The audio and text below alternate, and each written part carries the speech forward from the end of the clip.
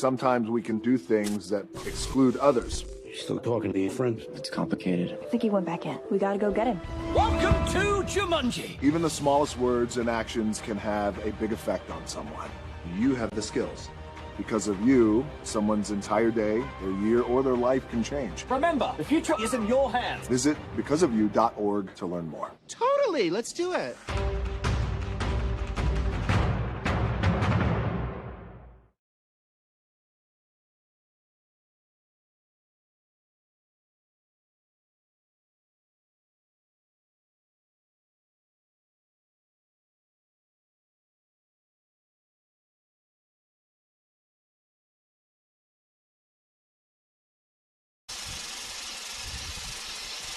With that, we are underway.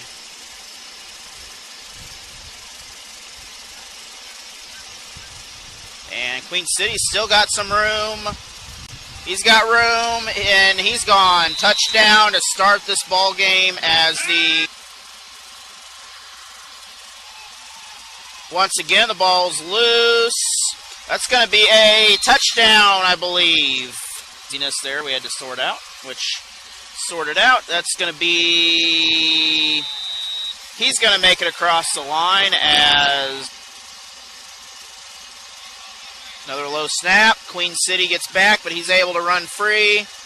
He might have enough, and he will sneak in the end zone as he was able to really guard who you're going after.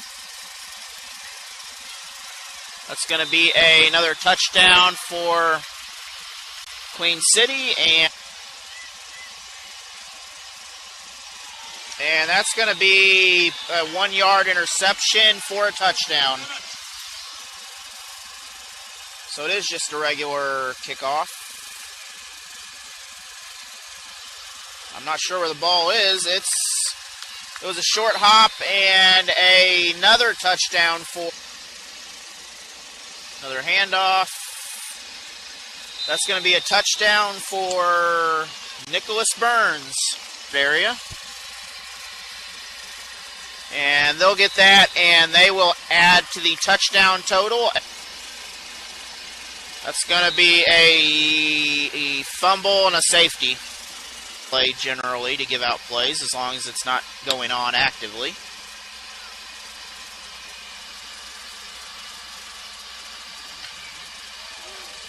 Hard hit by Queen City, and this will lead to another touchdown.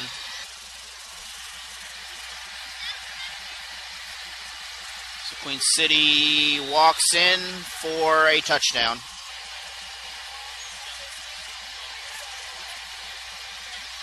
Plenty of time for the quarterback. He has time to run, and he will run this in for a near a touchdown. It is a touchdown. Not know what to do when it says 100 on there. It's going to be loose, and that's going to be a safety. So Queen City with the snap. We got a flag thrown. And the touchdown is caught. However, we had a flag. Queen City handoff in the backfield. So 2 more points added. 110 points.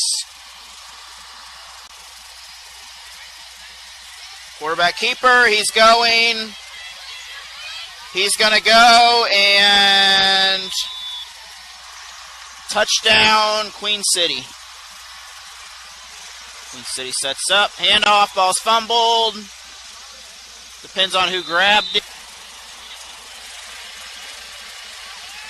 Quarterback keeper, he will run in, and the Rough Riders will score. Pressure by Blair. He's got room to run. Touchdown and a new scoring record. So we are very near the end of this ball game.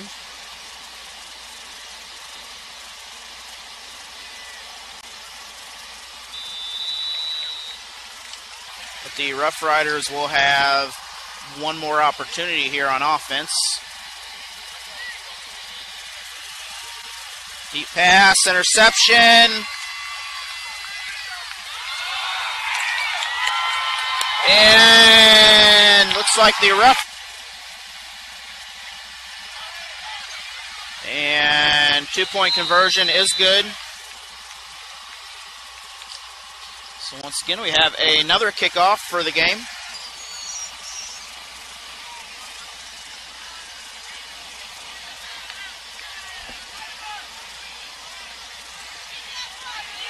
Queen City gets open. Another touchdown for Queen City.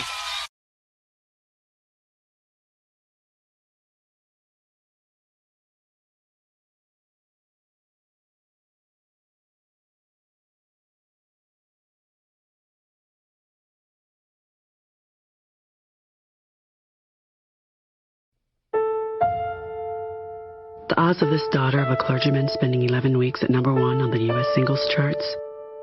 1 in 19 million.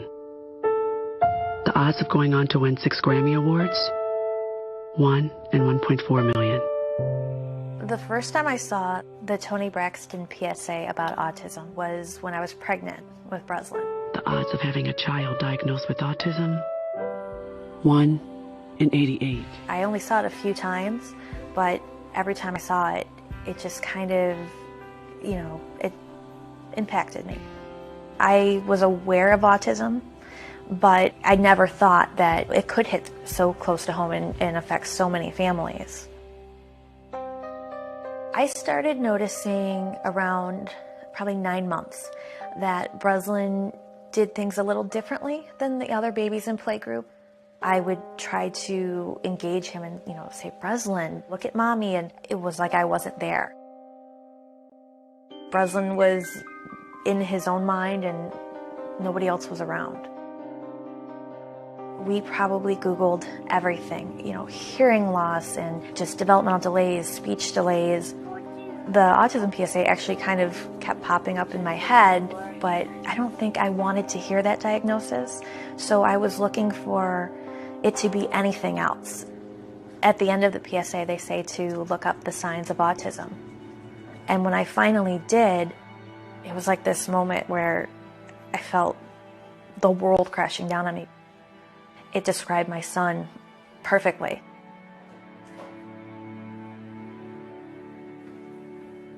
I don't think any parent is prepared to hear your child has autism.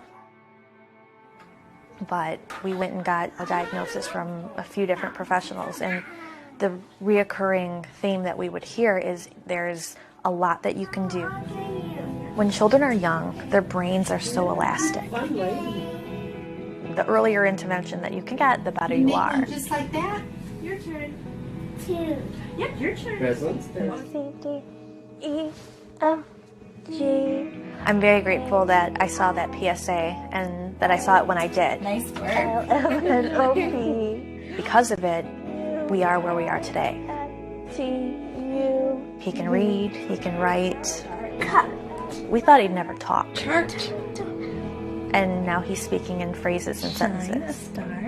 Is what you are. Is what you are, that's right. We still have a long way to go, but we've come so far. It's been amazing. Next time, won't you sing with me? There we go, we got it.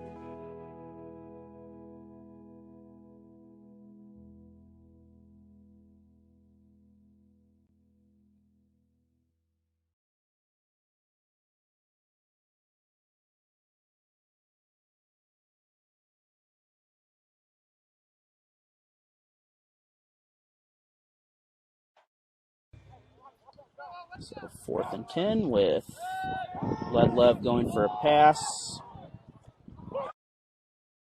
Gateway Blue Jackets on the left. He will get a quick snap, and City will get a touchdown as very quick snap on the play. I didn't even back. And once again, please remember in these times, if you can, think of others and wear a mask if you're able to prevent the spread of not just the cold will be gone at the end of this season. Touchdown, Blue Jackets behind the defenders.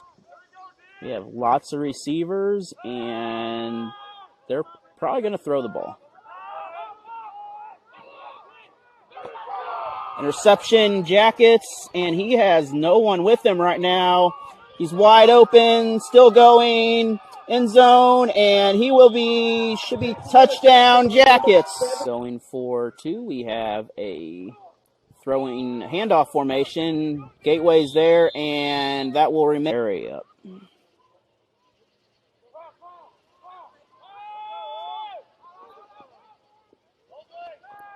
Batted down, interception, and Gateway will get the ball back. Quarterback keeper, he's going to walk in the end zone. Lead Love with the touchdown. Pass around here, or a track, and I've seen the same guy like 3 times ride by. In the meantime, that pass is complete, and that will be walked in for a touchdown. So 2-point conversion. High pass. We're going to have good pass. He's going to stay in. He's going to get free, and he's gone. Wide open touchdown. 56 points for the Jackets.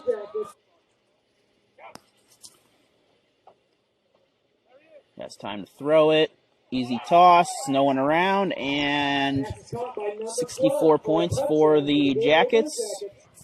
So thank you for watching, and thank you for supporting whatever team you support there. Ladies and gentlemen, that's the ball game. The final score is and have a great night. We have a 66-24 win, and we will see you next week.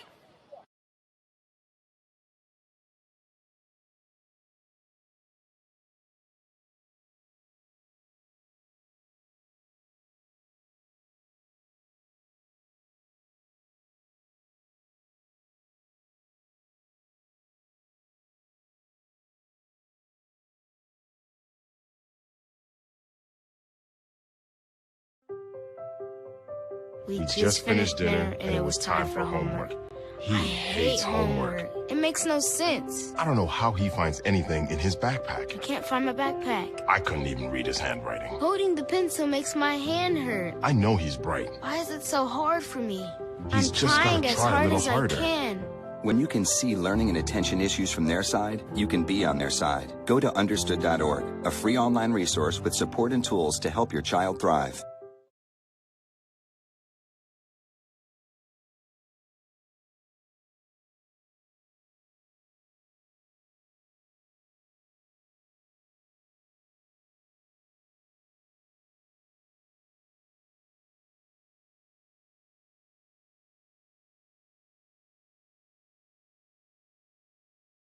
A meteorologist, a doctor, a chemist. But now I found a new love for space science. I'm planning to be an astrophysicist. We were told that Ella wasn't talking much at school. Teachers would be like, we don't know if she's understanding us, she's not responding. Then the first grade teacher said that she had some decoding issues. That's being able to sound out words. She would understand the context of the story, but not necessarily each word. And she wasn't doing well in school because everybody else was really reading.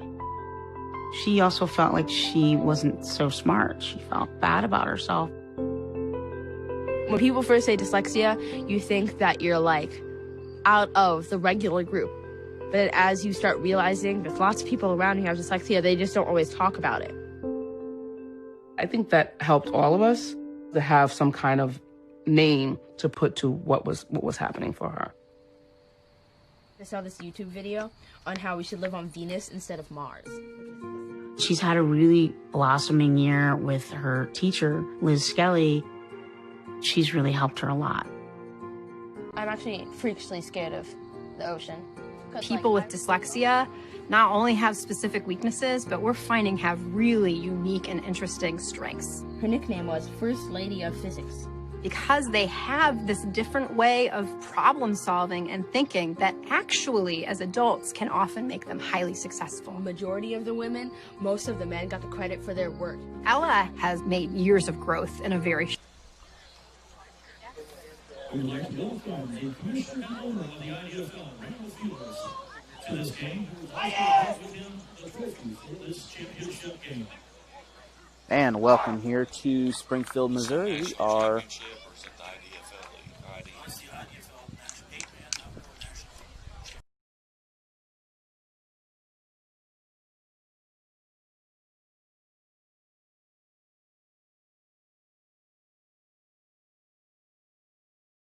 well, you're not on, but all right, we are back here in Springfield as we are having the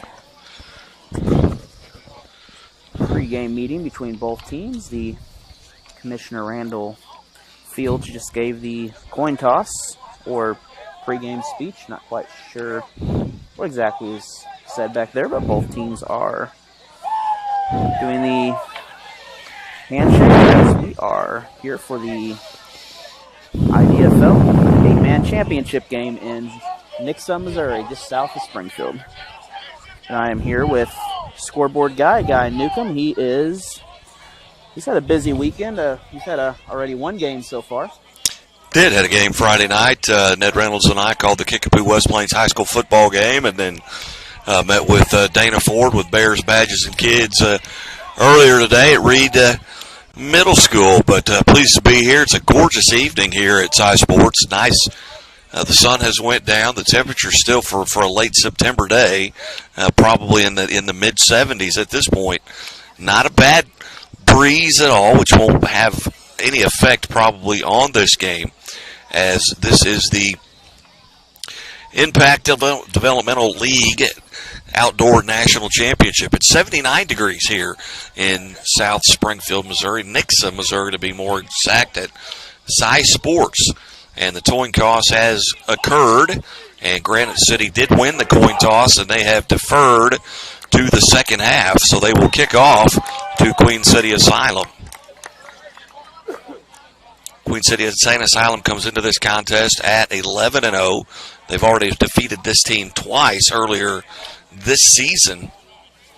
Scores of 70-12 in the first matchup and 62-37 in the next matchup. But a lot of additions to the roster here for the Gateway Blue Jackets. Some have not even made it onto the roster in some cases. So Queen City will start on offense first here. We do not have a clock that we can see, so we'll be guessing as far as the time remaining here.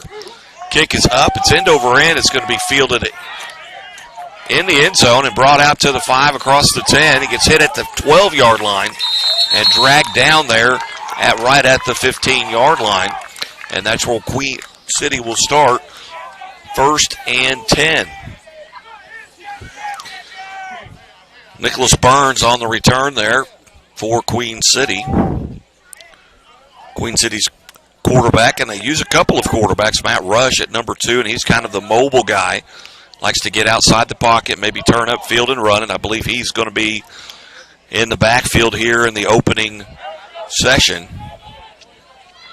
Matt Rush, of course, a Springfield native here in Missouri State and Hillcrest. Yes, indeed. Ball is spotted.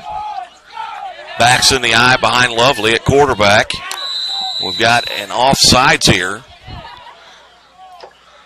Flag coming from the line judge on the opposite side of the field. Both teams pointing at each other, but probably going to be a legal procedure. It is offsides against Gateway, so that'll be a 5-yard penalty. That'll make it 1st down and 5 for the Asylum. Lovely back under center. Backs in the eye behind him. Single wide receiver to his left. Turns and hands off to the second back through. He's going to pick up about 3 on the carry. That was Otis Thomas on the carry there. He dotted the I in the backfield. 2nd down and 2 for the Asylum. New uniforms tonight for Queen City. Black numbers, black jerseys, trimmed in blue. Lovely turns and pitches it to Otis Thomas. He gets around the right side. He gets the first down. He takes a big hit, but it is first down and 10. But a big hit there on the play by Granite City. Number 21 on the hit, and that's Chris Smith. Chris Smith is a linebacker, 6'3", 218 pounds from Bethune-Cookman. Once again, Lovely under center, sends a man in motion. Turns, hands it to Otis Thomas, second man through. He's going to get across the 20, down inside the 22-yard line. Pickup of about 4. We're going to give him 5 on the play.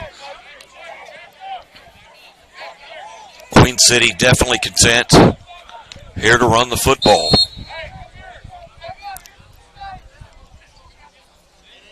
Queen City, as I mentioned, comes in at 11-0. This is the national championship for 8-man outdoor football. And Gateway, they are, I believe they're 6-3 on the season. Their 3 losses have come to the Insane Asylum this year. Lovely turns to his right, fakes the pitch out, tries to spin back around, and he's going to get maybe a yard on the play. That's going to bring up a third down, a little extracurricular activity there at the end of the play. Both teams in warm-ups having a lot of fun with each other in this contest. Third down and about 4 for the Asylum. Ball is just inside the 16. Backs in the eye behind Lovely. Turns, gives it to the second back 3. Fumbles. Someone loses a helmet, but the ball is recovered by the Blue Jackets. Didn't see who got it. We've got a guy kind of staggering around here. That is Chris Smith. He had the big hit on the sideline on the other side, but he lost his helmet. May have gotten kind of cut up there on his face. He's over here on the sideline.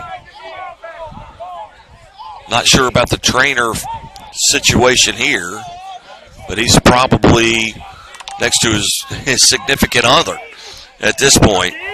So it'll be 1st and 10, Granite City. 1st and 10 from the 15. Gateway. The Gateway Blue Jackets. You know, you spend so much time at the high school level. Granite City is just, it comes to mind, but it is Gateway, the Gateway Blue Jackets. So I apologize to their fans that may be watching. Gateway. Quarterback for Gateway is number 14, Kyle Liedlove. He's a 6'5", 225-pound quarterback out of Millikan University. He's going to be in the pistol. He's got a back behind him and a back to his left. Single wide receivers to both sides. Turns and he pitches it back. Going to be met in the backfield and maybe no gain on the play. There's Queen City able to spread that or stretch that out to the sideline. No gain on the play. It's going to bring up 3rd down and 10. These fields are 28 yards wide, I believe. 28 by 50. 20. So 25 is midfield. So it'll be 3rd down and 10. Nose of the football touching the 15-yard line of Gateway. Single back in the backfield behind Liedlove. Wide receivers to either side. He turns the wrong way, fakes. He's looking downfield. He's got a man, and a nice catch there in the middle of the field for a 1st down. And that was number 2, Brady Brockmiller, on the reception. That's a great pass by Liedlove to find the open man under pressure right there as he was surrounded by 2 or 3 defenders. Well, and either the back in the backfield or Liedlove himself turned the wrong way, and he had no one to fake the handoff to. And then he was looking at a incoming rush right in his face and able to get the ball out. Liedlove back to the line of scrimmage in the pistol, fakes to his right, throws nearly picked off. There's looking for the slant route, and the corner on that side, that may have been Matt Rush. Jumped that route. If not, it was Nicholas Burns. black numbers on black uniforms, a little tough for this old man to see. I believe that was number 21. Gateway huddled up. It's going to bring up 2nd down and 10. Just one positive play in this drive, but that was the 14-yard pickup on 3rd down and 10. Breedlove looks, fakes the handoff. He's looking downfield. He's got a 9 route and had the man down in the corner of the end zone, and he's looking for the flag. Kind of ran a fade there. I'd say there's a good defense on that side of the field. There's a little bit of contact before that catch, but sometimes kind of hard to tell, especially for the officials, behind when they're not right up on it. Well, 28 yards, there's only 4 officials on the field. So the back judge is by himself. There's no umpire and 1 referee. Breedlove brings the play in from the sideline. Brings him to the line of scrimmage. Single back in the backfield. 2 wide receivers to either side. Fakes the handoff. Steps up in the pocket. He's going to run out of room. And he is sacked with maybe just a 2-yard loss on the play. But that's going to bring up a 4th down and 3. A 4th down and 13. So they have to get loss of 3 on the play. They have to get past the 10-yard line now in order to continue with this possession here. Maybe the 11, but that's going to make it really close. 4th and 3, and they're going to attempt a field goal.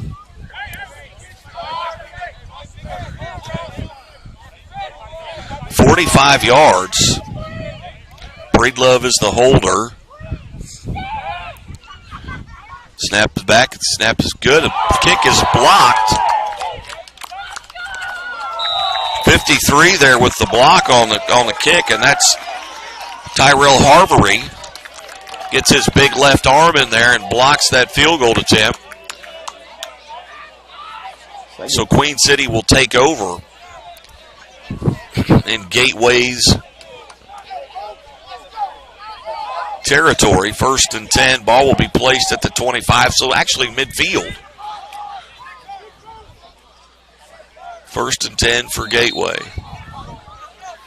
Matt Rush is in the huddle now. He may be taking over at quarterback. And he is indeed. Number 2, Matt Rush in the backfield. They'll be in a pistol situation. Single back behind Rush. He takes the snap. He fakes the pitch. He's going to roll to his right. He gets to the corner. Cuts it back, comes back across the field. He's still behind the line of scrimmage. He's got a man open in the middle of the field. And that is number 21. That's Nicholas Burns on the reception. Rush covered about 40 yards as he faked the pitch out here to the left, rolled back around to the right, had to come back and just created enough time where Burns could get open in the middle of the field, so 1st and 10. Single back in the backfield. Turns and hands it off. Takes a shot right at the line of scrimmage. Does the running back.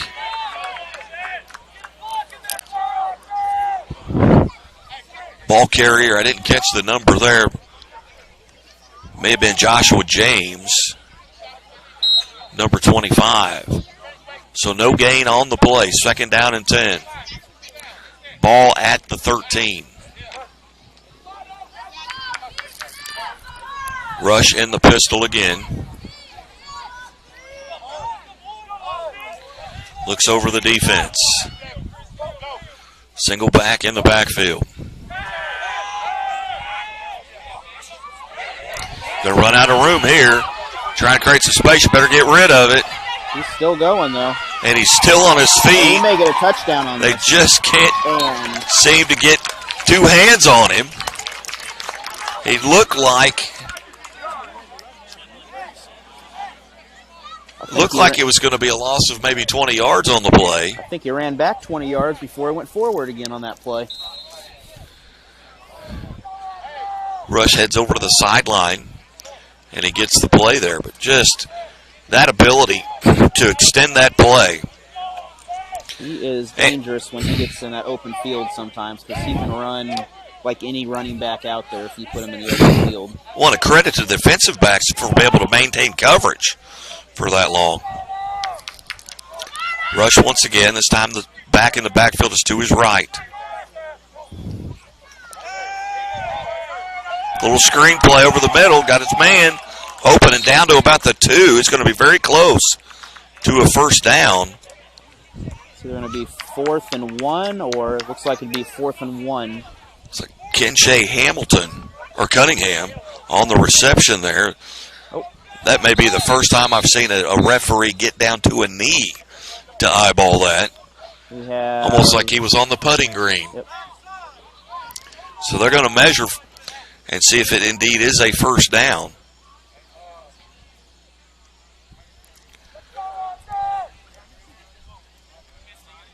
Both teams take an opportunity here to kind of catch their wind a little bit. No score in this contest. We are in the first quarter of this outdoor national championship game as they come out to measure. And it is indeed a first down by the nose of the football. So it'll be 1st and goal. Well, they're going to measure it again. And it's still first down.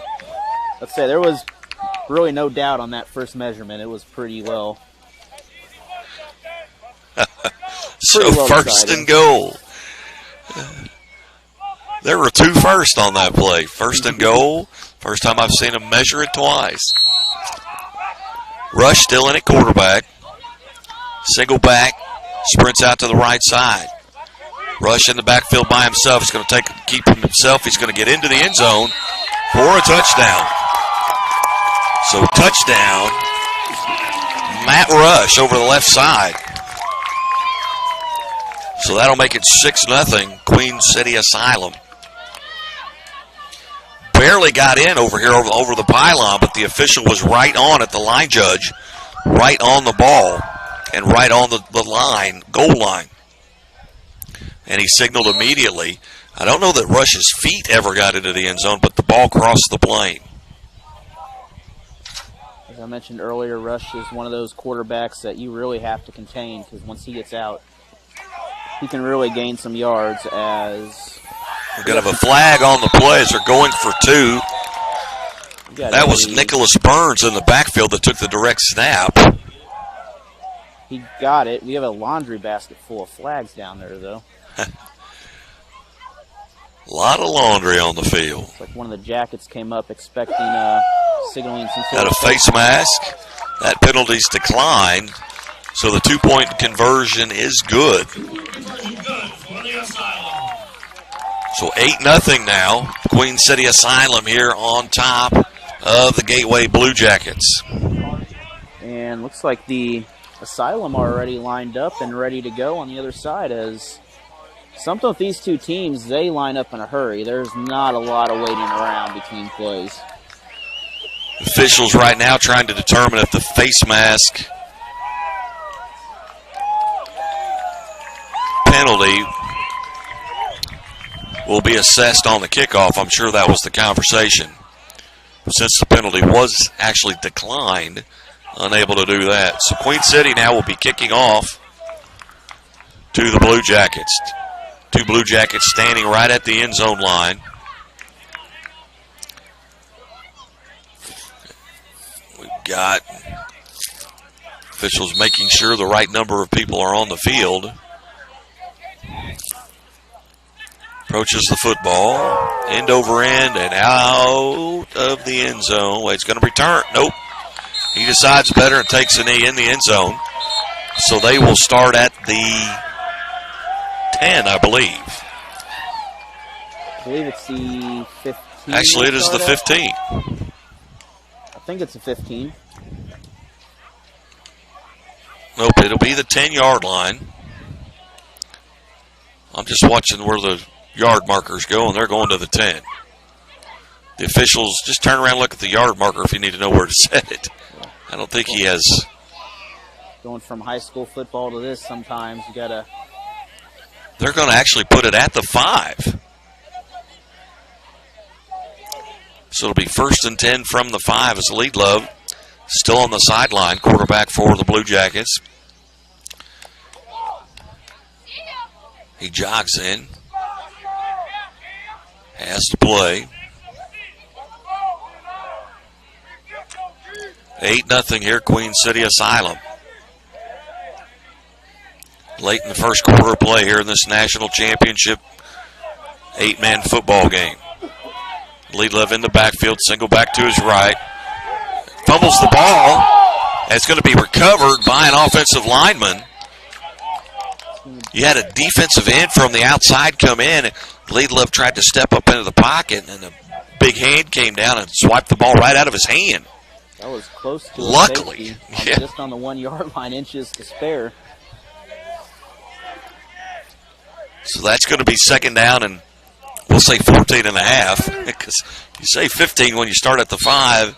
That's not the best of situations. Lead Love got trips wide receivers to his left. Single back in the backfield. He's going to look to his right. Throws it over the middle, actually hits one of his offensive linemen in the helmet with the football.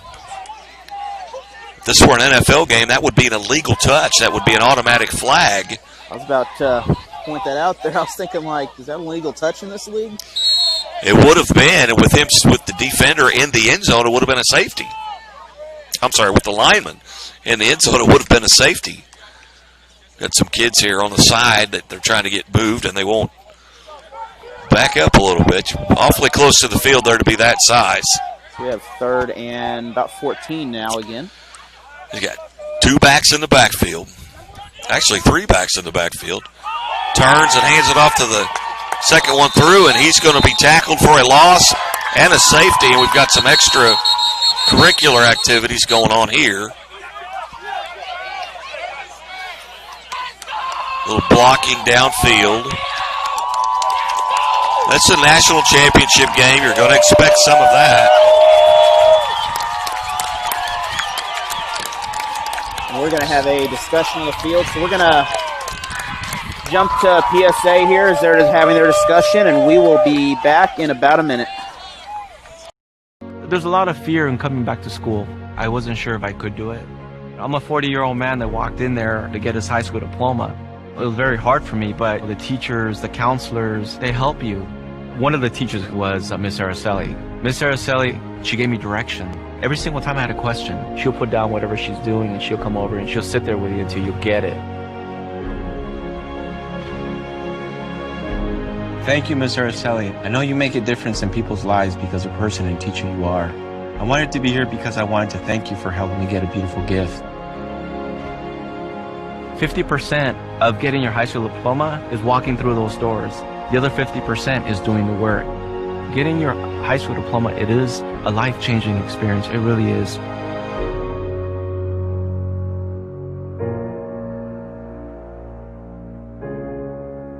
Find free adult education classes near you at finishyourdiploma.org.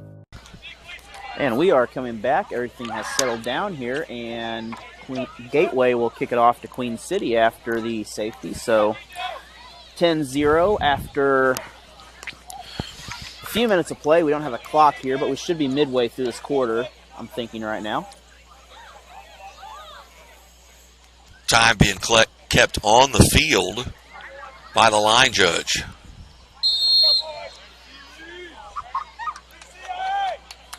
Kick end over end. It's going to be fielded just inside the goal line. They're going to bring it out. Out across the 10, across the 15. Leaps over a man. That's Nicholas Burns. And he's going to get out near midfield, out to about the 27-yard line. We've got a lot of emotions going in this ball game today, as both these teams are really the third time knowing each other, and officials are really going to have to start to clamp down a little bit here to control some of these a little bit. So Queen City, 1st and 10, already leading 10-0 here late in the first quarter. Got a timeout, I believe, called by Gateway. It is indeed a timeout called by Gateway, and maybe an opportunity here to maybe settle some of his guys down a little bit. We'll be back after about a minute here.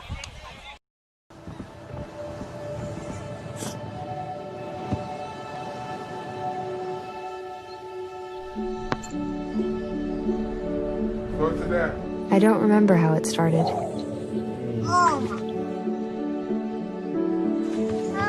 Our back and forth.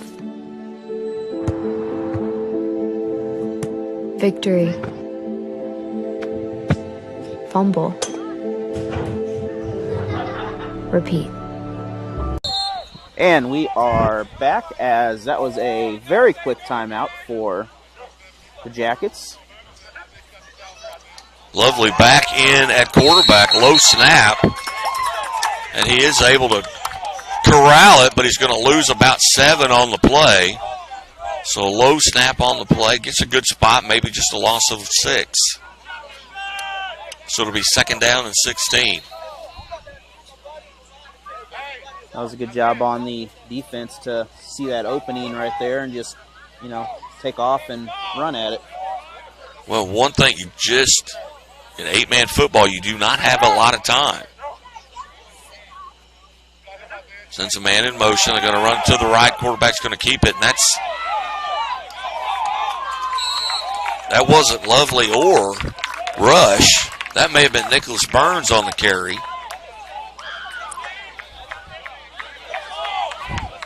Actually, no, that was number 15. It's Kenshay Cunningham. That's going to bring up at quarterback. May have received a direct snap. That's going to bring up about 3rd and 5 now, as he picks up about 10 on the play. It's almost a wishbone type setup. No wide receivers. Double tight. Snap back. Going to fake the hand. He's going to hand the ball off over the right side. He's got room, and he's going to get into the end zone if he can stay on his feet. And he does. Jimmy Clark on the carry.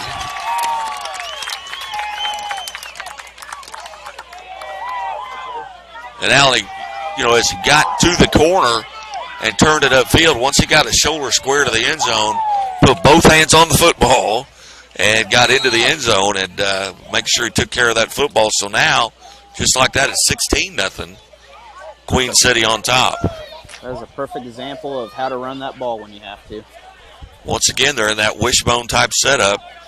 Quarterback in the pistol. Low snap again, picked up by the running back. And he fumbles. And it's picked up, and then he is tackled. Not sure what would have happened on that play had he gotten into the end zone. I think that was still a live ball at that point there. Well, the referee was trying to get out of the way, so I'm assuming it was live. I didn't hear a whistle. I think Queen City was maybe upset that he was kind of tackled, but you play to the whistle.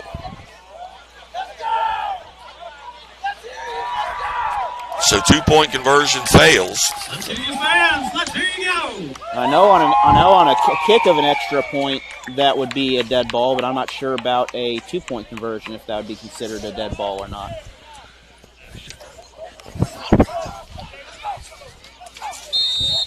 We are here at the National Championship down at CY Sports here for today's contest. And the kickoff following the touchdown is going to be received halfway back in the end zone. He brings it out, gets to the 5, gets spun around. He's running backwards now. He's going to get out of bounds at about the 3. But that's a good risk to take. If you're going to nail it down in the end zone and you're going to get it at the 5, hey, run it out. And he's going to be knocked out of bounds at about right at the 5-yard line. So, anyway, I'd like to take a minute and thank our sponsors for their continued support of our program, starting with our platinum level sponsor, the Drunken Monkey Bar and Grill, located at 1816 West Division here in Springfield, Missouri. Go over and see the owners, Brian and Heather Smith, for some great food and drinks and even better people. And we'll cover some more of the sponsors as we go out throughout the game. Loveday with the little screen pass out to his left. And that was, I believe, number 1 on the reception there. And he's going to pick up some considerable yardage. That's Kevin Short on the reception there, 6'2", 185-pound receiver who played in the NFL with the New York Jets. So Loveday back to the line of scrimmage. Ball's just shy of midfield. He turns, throws it to his right on a little screen as well.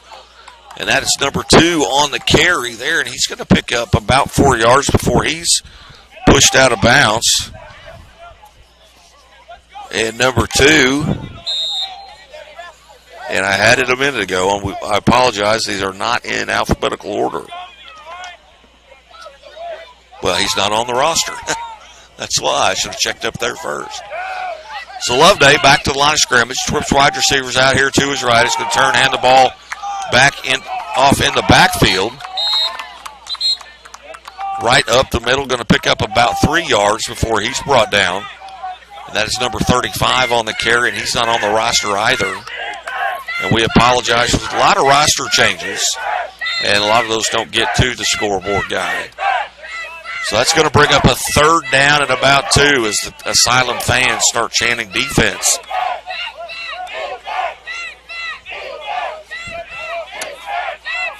Third down and 2. Snap back to Loveday.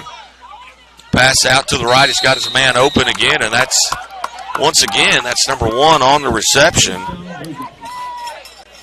And he's going to have enough for the first down. That's going to set them up in a good situation, as they're going to have a 1st and 10 with a short 1st and goal after that. So that'll give them 2 opportunities, or 8 plays if they need it. That is Kevin Short again on that reception. Played for the New York Jets in the NFL. Right here at CY Sports in Nixon, Missouri. Loveday in the pistol, turns to his right. Had a little misread there.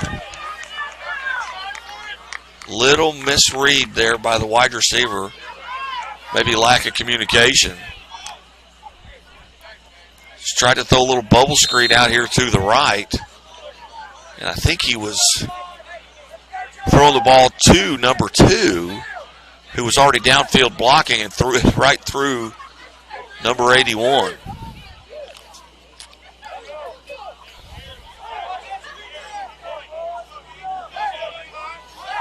Got Short in the backfield, way in the backfield. He goes in motion.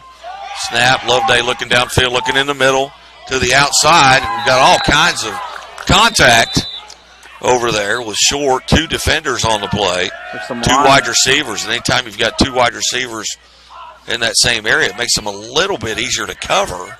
We'll get some laundry back there. It looks like it's going to be defensive pass interference. We await the referee's call. So that will be first and goal if it is pass interference. It is pass interference on Queen City. So we'll see where they place the football. So looks like we have a referee who's lost his hat, probably threw his flag and then went to throw his hat. Now we've got a stoppage in play here.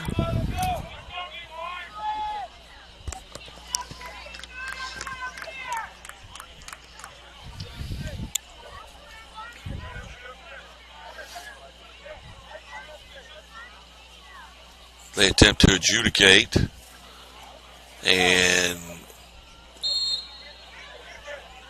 referee here starts the play clock. Side judge has the game clock. We're late in the first quarter here.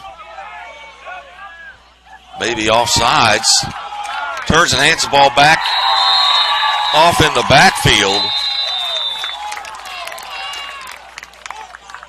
And a loss of about 10 At least 8 on the play is going to take the ball out.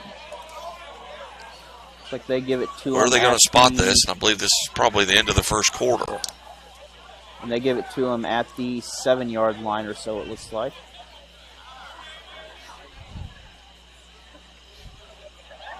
Let's see, we're waiting. I'm assuming this is the end of the first quarter. It is as they walk to the other end of the field, so we'll step away and take a timeout.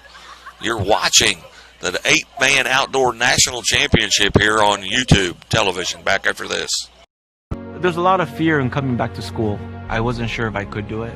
I'm a 40-year-old man that walked in there to get his high school diploma. It was very hard for me, but the teachers, the counselors, they help you. One of the teachers was Miss Araceli. Miss Araceli, she gave me direction. Every single time I had a question, she'll put down whatever she's doing and she'll come over and she'll sit there with you until you get it. Thank you, Miss Araceli. I know you make a difference in people's lives because of the person and teacher you are. I wanted to be here because I wanted to thank you for helping me get a beautiful gift. 50% of getting your high school diploma is walking through those doors. The other 50% is doing the work. Getting your high school diploma, it is a life-changing experience. It really is.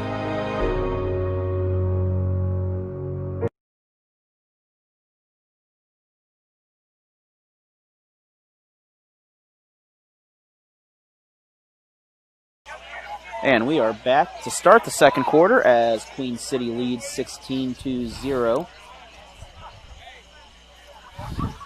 So for the third meeting of these two teams, the Blue Jackets are hanging in there pretty well.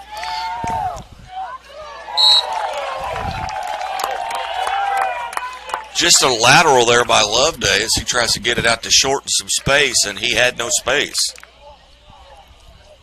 It's going to be no gain on the play, so third down and goal. Ball will be about the 8-yard line. I would imagine this would probably be a pass here, being 8 yards. They'd have to have a wide open lane for something like this to get a run in. This being 28 yards wide, I believe this is not a lot of room to run sideways. Ball once again tipped at the line of scrimmage by a defensive lineman, nearly intercepted after the tip. Lead Love looking to his right there. Short is on this side of the field. Wide receiver number 1, maybe being used similar to a decoy. Everywhere Short goes on the field, he's in press coverage. But usually it's a man over. So got man-to-man coverage up front, trying to make contact with them at the line of scrimmage, and then that defender's got help over the top. Once again, he comes to the left side here to Short. Loveday in the backfield, single back to his right.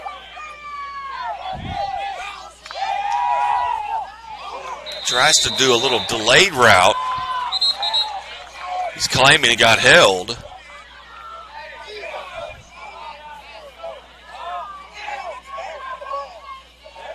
I believe that will be a turnover. It's a turnover on downs. And looks like it is a first down going the other way. Short lined up on this side of the field. He did press coverage. Tried to do a little bump and go. Felt like he was kind of grabbed onto. And I didn't see it. But maybe on the replay. Don't have my replay. Well, don't replay it. Right, we won't replay it. No replays tonight. So the Asylum already leading 16-0, takes over on downs at their own 7-yard line. I believe this is Rush in the backfield. 2 wide receivers to his right, 2 to his left. And he's got a lot of room in front of him, and he's going to just tuck it and take off, and he's going to pick up about 8 yards, 7 or 8 yards, just right up the middle. That was a big stop by number 7 on the Jackets there to keep him from going all the way to the end zone, because if he'd have got by, he'd have been gone. And what you're looking at, well, they've got 4 wide receivers out. If they run 9 routes, that your defensive backs have turned. So now it's basically rush against four defenders. If he can break through those four, the other guys can't see him because they got their backs to him. Once again, 4 wide receivers. Quick throw out here to the right. Makes one guy miss. Leaps one, and he's going to pick up the first down on the play. And that was number 13 on the reception. And that's Darius Daniel with the reception there and the first down for Queen City. No hashes on the field, so the ball is always placed in the center of the field. 1st and 10. Matt Rush again alone in the backfield. 3 blockers in front of him.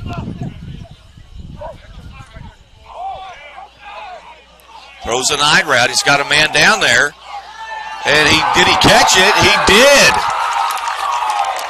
Well thrown football. We have... Comes right down into the breadbasket of the wide receiver. In the end zone for a touchdown. That was an impressive catch. I mean, just to get up there with that coverage he had. Well, what a throw by Matt Rush, who did not play quarterback in high school nor in college. So just like that, it's 22-0. Now, being a running threat as quarterback, you can come out and you can throw the ball too. You are a 1-2 punch, hard to stop sometimes.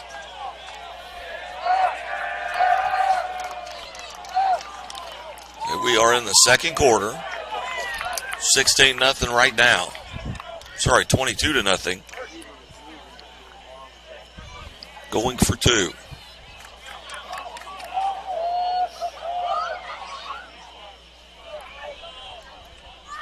Had 1 successful 2-point conversion, 1 safety, 2 touchdowns.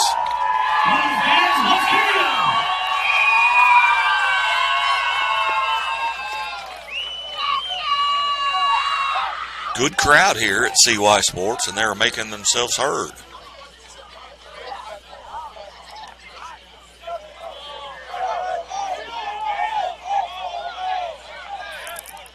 Long conversation between the Blue Jackets coach and the referee, but we are ready now to attempt the 2-point conversion.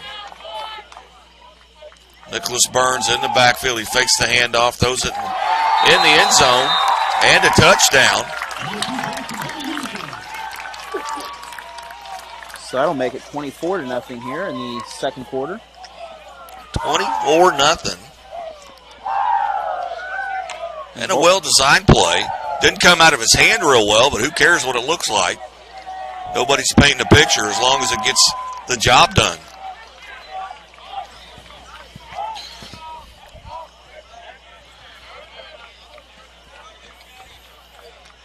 The good news is, with not only football being played here, we have some high school football going on now. As you mentioned earlier, you are back to work covering some local high school football and enjoying yourself. Yeah, you just never know what the schedule's going to be like. Sometimes it changes on Thursday, sometimes it changes on Friday. Well, I was supposed to go to a game Friday, and I found out 2 hours before the game it was canceled, and I went to another game. So it changes literally hourly sometimes. Queen City kicking off. Short kick, going to be fielded up at the 10. Out across the 20. He's got a little bit of running room. He's going to get near midfield, which is the 25-yard line. So that's where Gateway, the Blue Jackets, will start off here at 1st and 10, trailing 24-0 midway through the second quarter.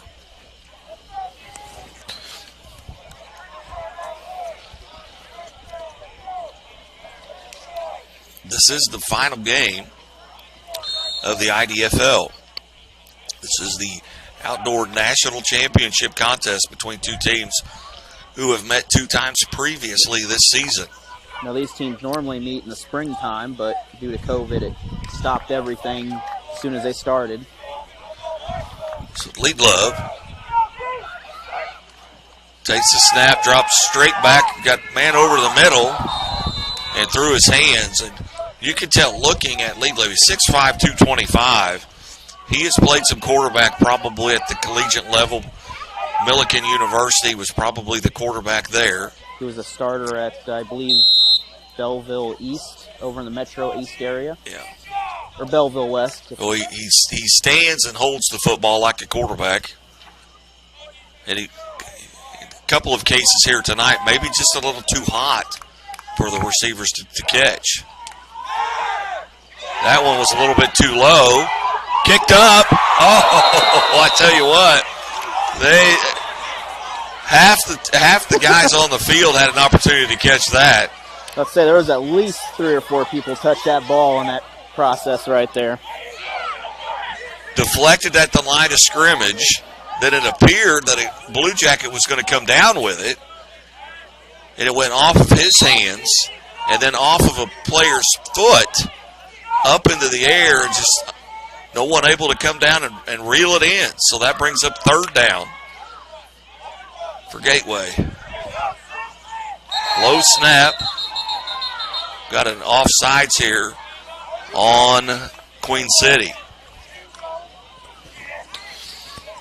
It's going to give them 5 the Canadian yards. football rules where the guy can start 10 yards behind the line of scrimmage and run up, that's got to be disconcerting as a lineman, defensive lineman, when you see someone running at you. You get in the habit of guessing, well, they've got to snap it because he's going to be across the line. Yep. Especially if they're not using verbal snaps. If they're doing cues or something like that, then it's harder to tell really when the ball's going at times. Single back in the backfield. Kind of keeping him in as a blocker. Oh, he's got a man. Oh, that's probably going to be. I could see pass interference on yeah, that was. No flags down. And Loveday is asking the side judge here. The back judge did not have a good view of it because it was on the other side of the offensive player. But we could see it clearly from here that he had a hold of him and may have saved the touchdown. He definitely pulled him back from even going up for the football right before. As we mentioned, there's only 4 officials out there, so it's hard to catch everything that's out there. Yeah, it wasn't intentional. Oh no, it was. You've got a side judge on this side of the field who's watching the middle of the field because there's no umpire. So he's watching the middle of the field. The back judge has got pass interference downfield. He was just in a situation where he couldn't see it. He was shielded. So 4th and 5. Loveday's going to tuck it, run, and he's going to get the first. He should have a first down. Now we've got a late flag coming in. Maybe a late hit. Looks like he got the ball across the sticks, though, down there. Yeah, it's we don't have the best angle, but Stormy Davis, the general manager for Queen City, probably has a better angle, and I feel like he crossed the line, first down line. So he did get the line to gain, but now we've got a personal foul charged to Gateway. So this should be a first down, but they're going to lose 15 yards because of the personal foul. That was a dead ball foul, so the first down will be granted. That will make it 1st and 15. Should be 1st and 25 now. 25. So we'll see where they spot the football. Should be back here at Gateway's 20. No, the 10 on the other side, I believe. Nope. Nope. You're right, the 20. It's a spot foul and just a 10-yard penalty. So it'll be 1st and 10 from the 24-yard line. So Gateway in the Asylum territory. Snap to the right, fumbled, and it's picked up. Looked like Loveday was going to get on top of it, but he missed it, and it was knocked free from him, and Queen City's going to recover. They're going to get great field position as they are on their side of the other side of the field, so they're going to have 20-some yards and chance to extend to this. They are in Blue Jacket territory.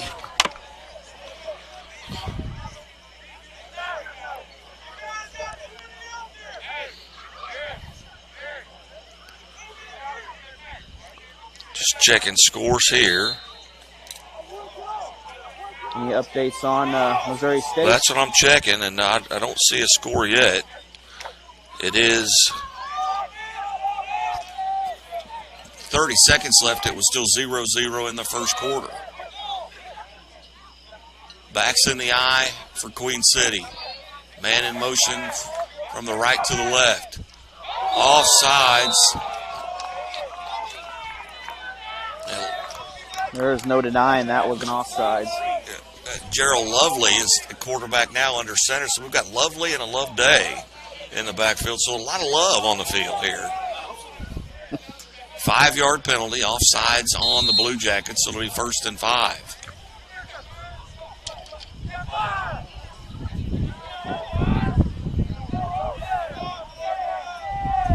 Gorgeous evening here at CY. Backs in the eye behind Lovely. Turns and hands it to the second back through. And he's going to go over the right side. He's going to get across the 15 down to about the 10. And that'll be enough for an Asylum first down. We've got a couple people kind of getting up a little bit, shaking on that one, as there were some big blocks going on there, that little pack. You know, though there's only 16 men on the field, there are 16 large men. And it's a small field. It was definitely a very small field. It's like playing wiffle ball in the bathtub. Turns, hands it to the first back through. Flag comes in from the side judge. So this play may or may not count, but they didn't blow it dead. So we'll see what the referee signal is here, but that's enough. It's going to be second and first down and goal, I believe, or second down. It's going to be second and goal. They gained about 5 on that, or close to 5 if it counts, but we'll see. Well, they gained about 3 or 4. Give him 4, so and no they're going to wave the flag off. So the play counts, so it'll be second down and goal from the 6.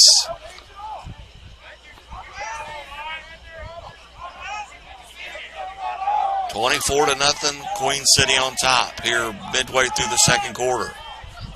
Lovely under center, backs in the eye behind him.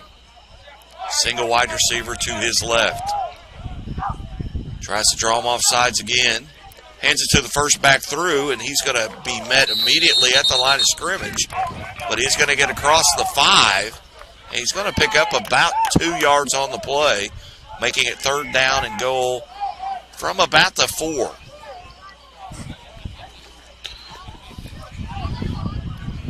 Hey, if you're anywhere close, you got to get out here. It is gorgeous, and the olfactory senses. I mean, that's a big word. I've been hanging around Ned Reynolds too long. Well, the one reason to be here is for the food. They are food a couple food trucks out great. there, and we are some good Fakes food. a handoff to the first man through, rolls to his left, and he's going to get into the end zone. Does lovely for a touchdown.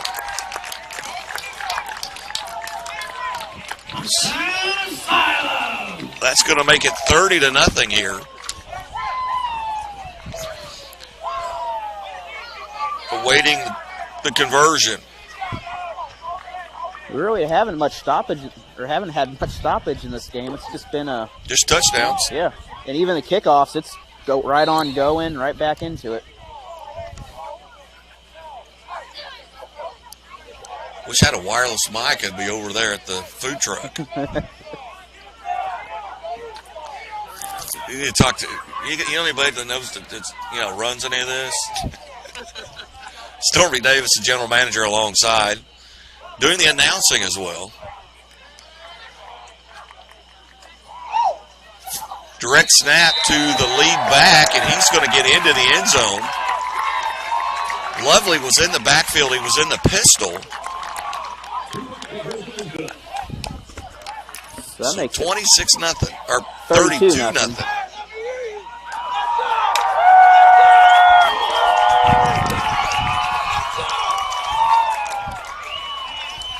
So Mamba Juan Tacos is one of the food trucks over there, and they make some excellent food over there. I might have to try that out at halftime when you're running some of your PSAs.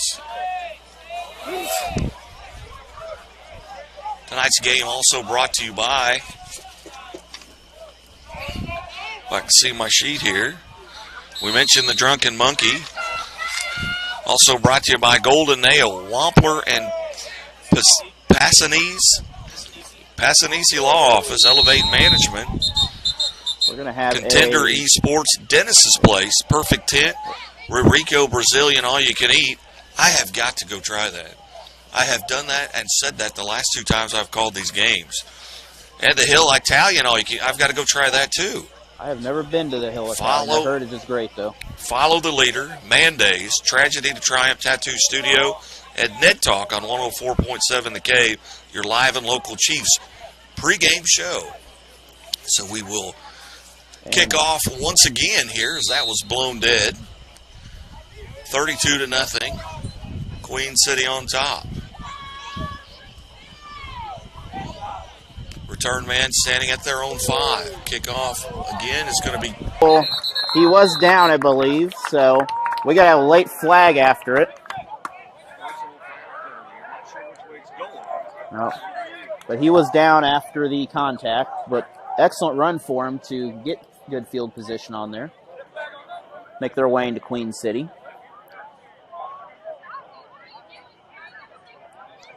So that will be against Queen City.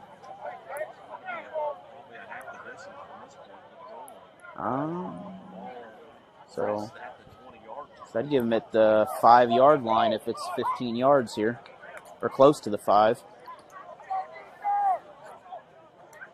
Maybe the 9 or so. Depends on where they spot everything at.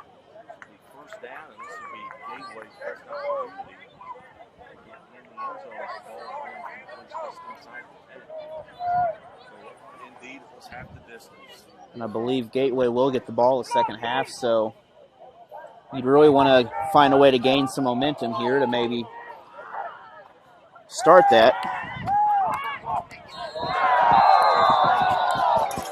And we got a flag down though.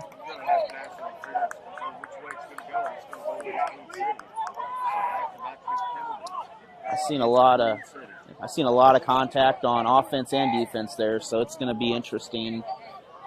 Now, I have talked to officials, and you can get offensive and defensive pass interference on the same play, which will offset.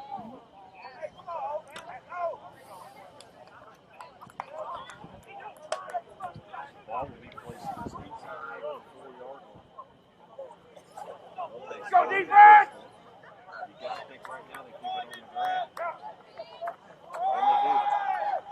And he may get this. He has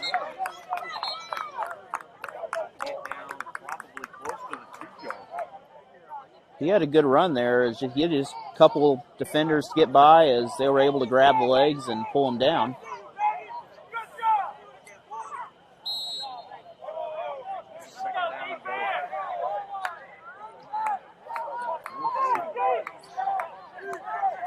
It has to be 70 degrees out here. Just nice breeze blowing.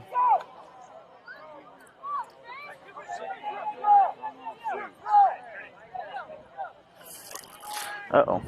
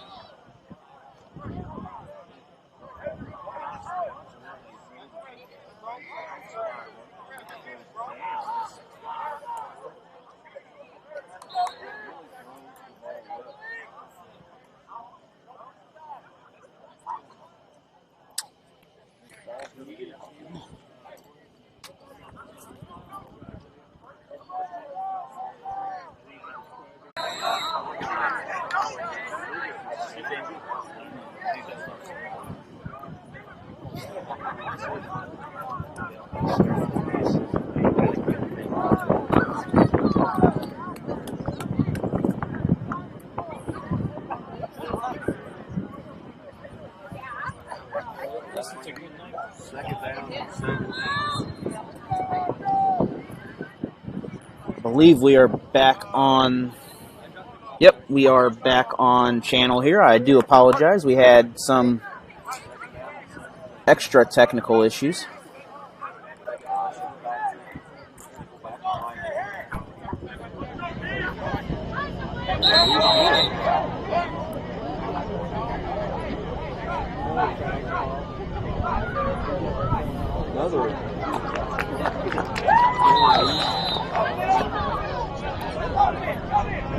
They must be having the same issues we're having with the internet.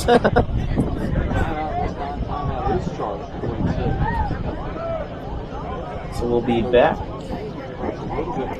Yep, we'll be back in about. So we'll be back in about 30 seconds here to sort that out.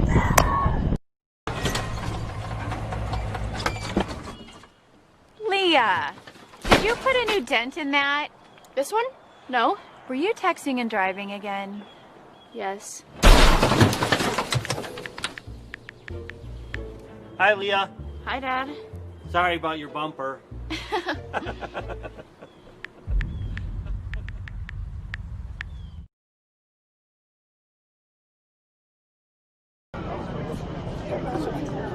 Coming back out of the timeout, as just a reminder, please do not text and drive, as that could be very dangerous.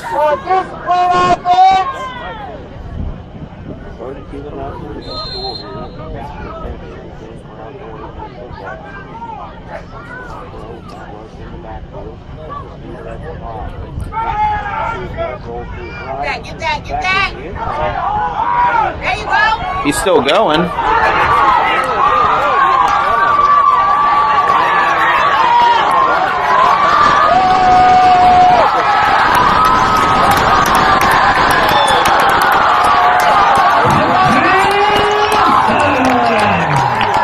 He just went end zone to end zone on that play.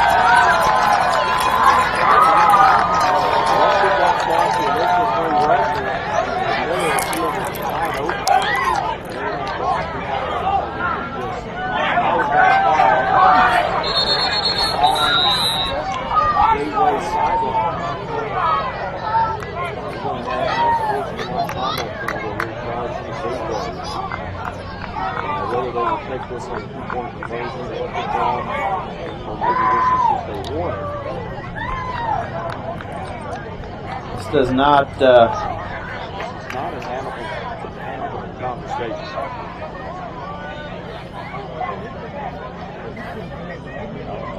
So we're going to take a 1-minute break. We'll be back after this PSA.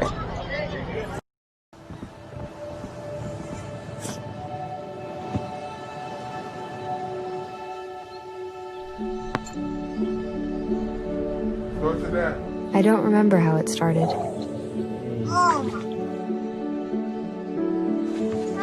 Our back and forth. Victory. Fumble. Repeat. It always came back. Dad! Okay, here we go, throw it! Yeah. You probably don't remember what you told me, That was perfect. but I heard every word. Nice.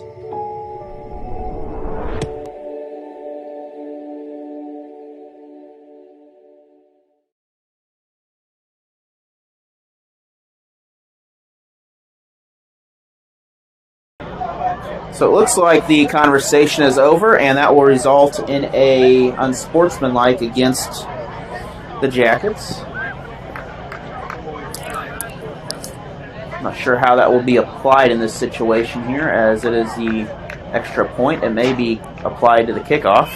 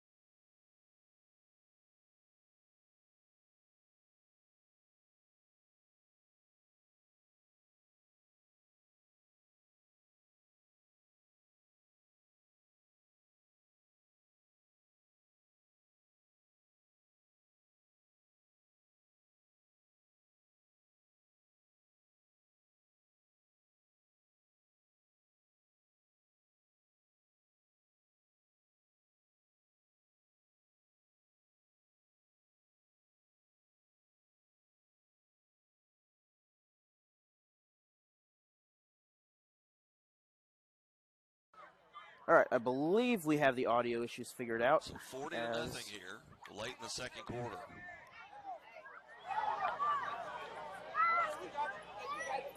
We do. I apologize. Guy, you were having some audio issues a minute ago there. Getting more and more frustrated here. Hopefully cooler heads prevail.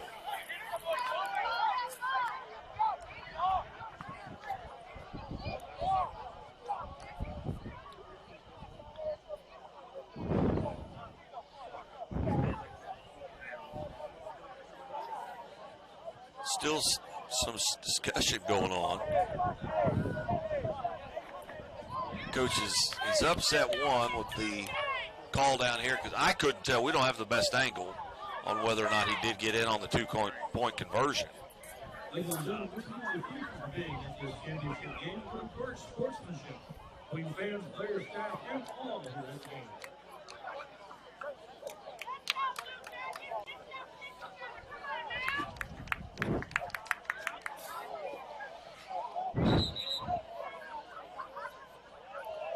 Well, somebody blew a whistle, but it's not the referee because he's still talking.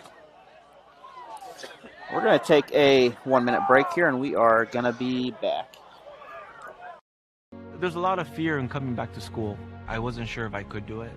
I'm a 40-year-old man that walked in there to get his high school diploma. It was very hard for me, but the teachers, the counselors, they help you. One of the teachers was Miss Araceli. Miss Araceli, she gave me direction. Every single time I had a question, she'll put down whatever she's doing and she'll come over and she'll sit there with you until you get it. Thank you, Ms. Araceli. I know you make a difference in people's lives because of the person and teacher you are. I wanted to be here because I wanted to thank you for helping me get a beautiful gift.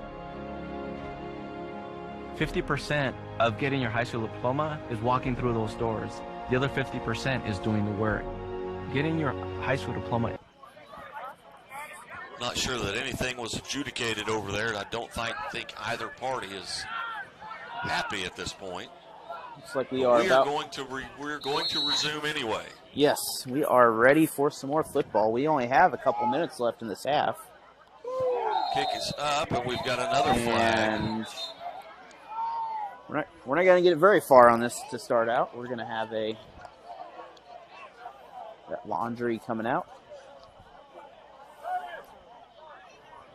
And I believe we are back live here. We have been having some network issues as, for whatever reason, the congestion is really bad. Brings him to the line of scrimmage.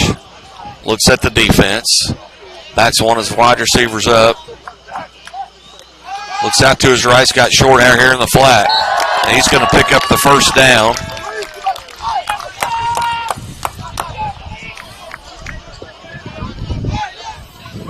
So with around nearing midfield. With around 2 minutes to go, the Jackets have a little bit of a roll. We have timeout Gateway. So we got timeout Gateway here as they stop the clock under 2 minutes to play here in the second quarter. That's our final timeout. We'll be back after this 30-second PSA.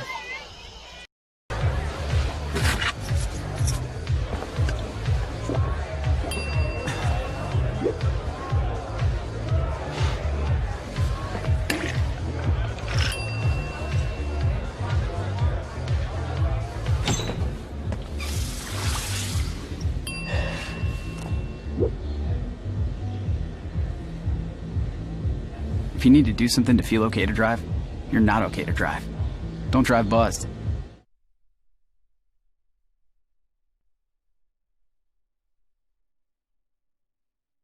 Got something similar.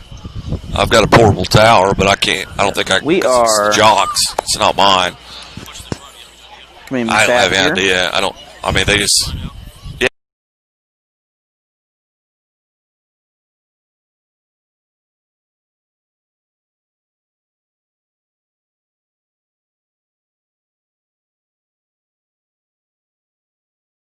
Looking live at CY Sports on a gorgeous evening for tonight's outdoor 8-man national championship.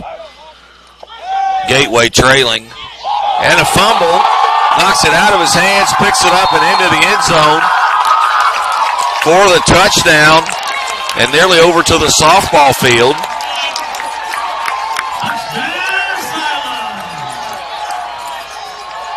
Loveday just trying to step up into the pocket. Ball got slapped out of his hand and bounced right back up into the defender's hand.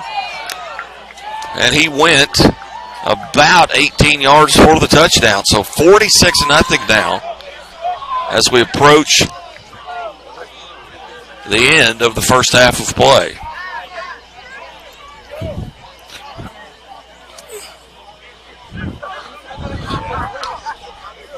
$46-0. Asylum team has been pretty dominant all season long. I think their closest game was 30 points in St. Louis. The last prior to this team, prior to Gateway. They had a good showing in Aurora when they played the Monarchs down there. That was around a 40-point game as they played a very tough team, the winner of their league. Lovely under center. Turns and hands to the second back through, and he's going to get into the end zone. So with under 2 minutes to play here in half number one, it is 48-0.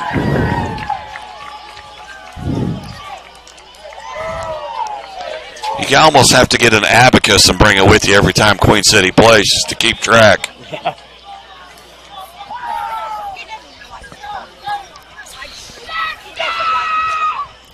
This is the highest attended game I've seen this year here at CY Sports Complex.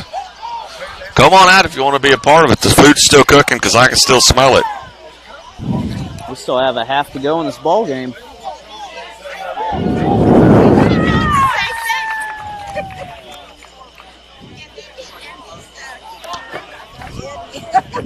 $48-0. Under a minute to play here in the first half. 8-man outdoor national championship game. Kick is a short kick. Going to be fielded at the 12 and dropped and picked up. And had he gotten through there, he had a lot of running room. And that was short.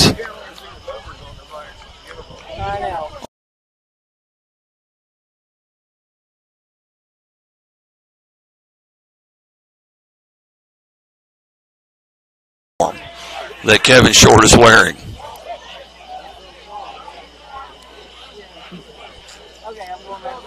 So 1st and 10. Ball is at 23. 2 yards short of midfield.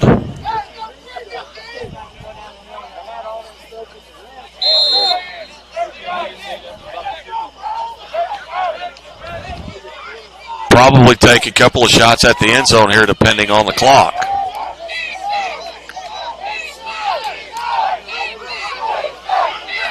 Not sure what a prevent defense looks like in 8-man football, but I would imagine this is it.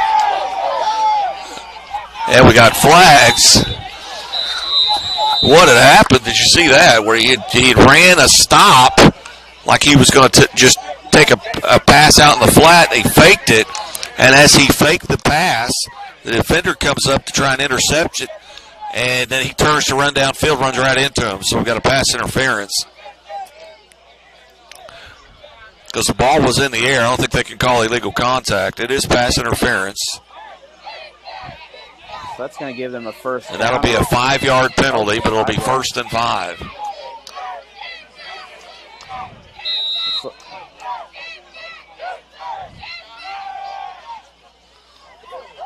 Not sure. There was no one close to that. That was just a misread there as you look at Kevin Short, the wide receiver, turning back to the quarterback. A lot of times you've got audibles that are hand signals from the quarterback, whether it's touching the top of his head or grabbing a face mask or sticking his arms out like Short was indicating there. Well, that'll determine what the route is. So there was some confusion there, I think, on an audible.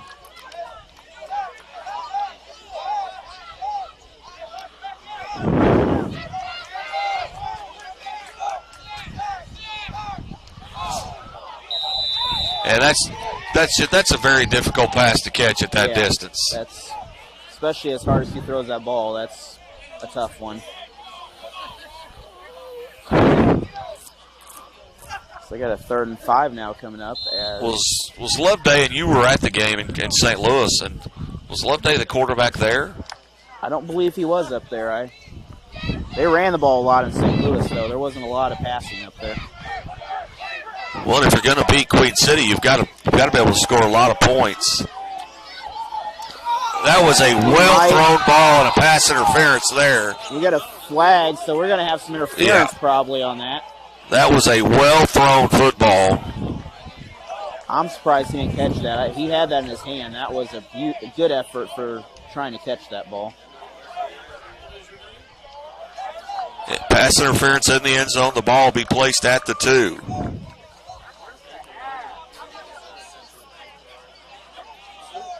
That was a very well-placed football on his part. And I've said it all evening. This kid throws the ball well.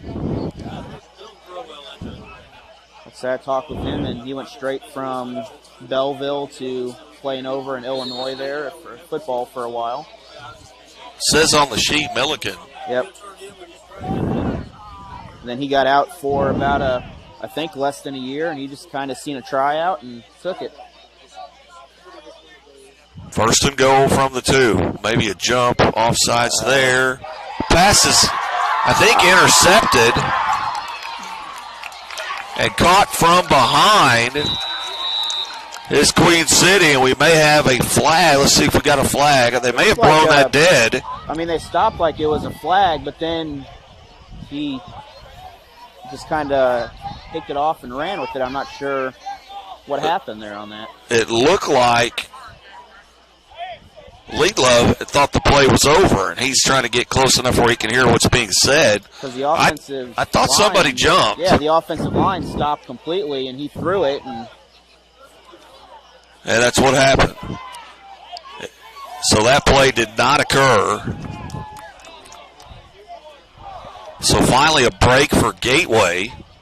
I mean, both sides were kind of confused. They're just standing there at the moment. And heck, I was confused. I was watching through a screen here on the camera and trying to figure out what was going on. And it almost looked like Loveday tried to give the ball to the referee. Just flip it to him because he thought the play was over. Yeah, and the defender just took it from the referee to go running. So as you said, a good break for Gateway there, especially where they're at near the end zone. Handoff in the backfield, running to the right side, and he's not going to pick up anything. In fact, lose a yard. Don't know what the clock situation is. It's got to be under a minute now. We've had several plays. The back judge is keeping time. And he's indicated to the referee what the time is.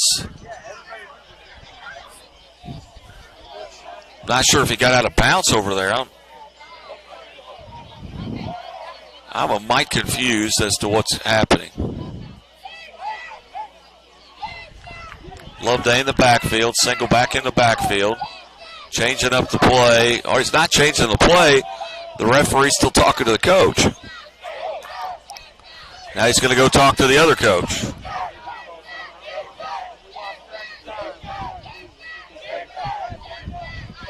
We seem to kind of have a lot of confusion going on right now. We got a huddle here in the field, a huddle with each coach. The only official not talking to coaches is out here on the other sideline.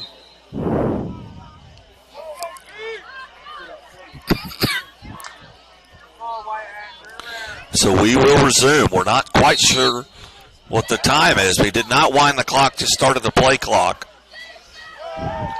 Throws a 9 route. It's going to be deep in the end zone, but that's going to be pass interference again. Yeah. You definitely have to wait for the ball to get there before you get up and knock him out on that play. And I don't know if that could be I mean, that was almost uncatchable. Yeah, maybe not uncatchable, but he wasn't going to stay in the end zone if he catches it.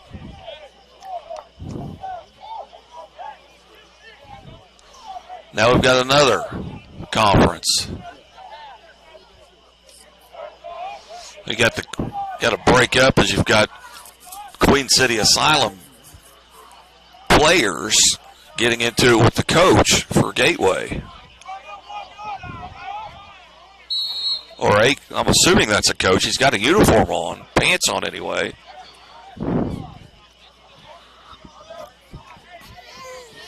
Looks like we are, well, the yard marker says first down still, so I don't. Yeah, the pass interference makes it first down. And they're still. Now that would move it to the 1 yard line, though, wouldn't it? Or 2 yard line, half the distance? Yeah, it's at the 2. It's at the extra point line right now, so that'd be about the 2.5. And our marker guy has moved himself back behind the ball there.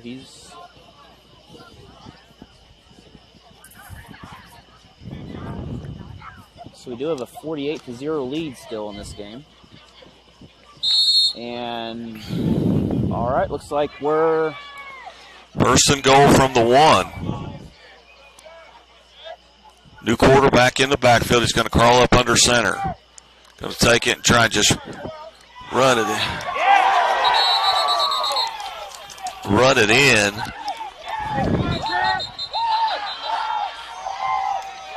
Ball is picked up, but the play's been blown dead.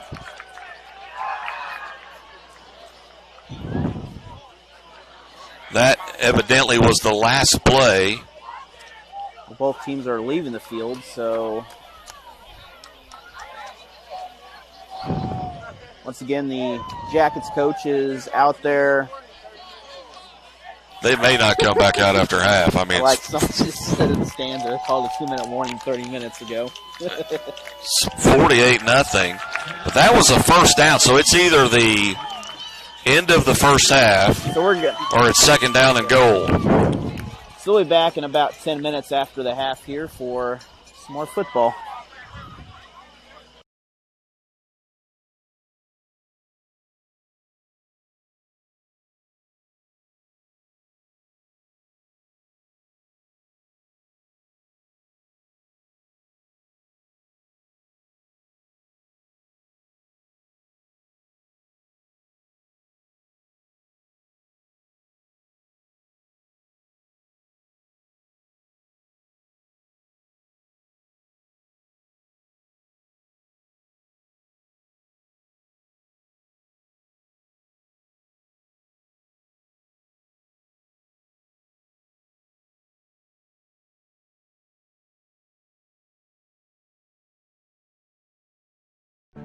There's a way to stop the spread of coronavirus. There's a way to protect others. There's a way to keep your family safe. New York figured it out. The answer weighs less than an ounce. It's not a heavy lift.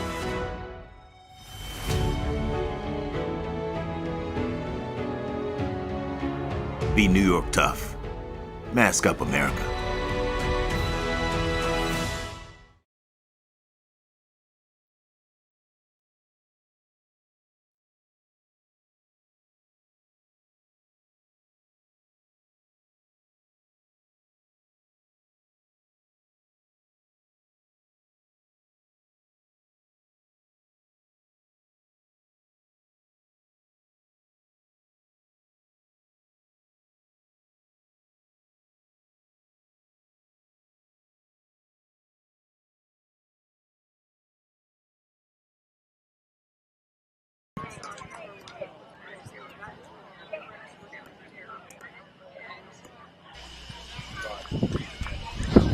Was that a personal foul both ways or just one? Well, I didn't see that.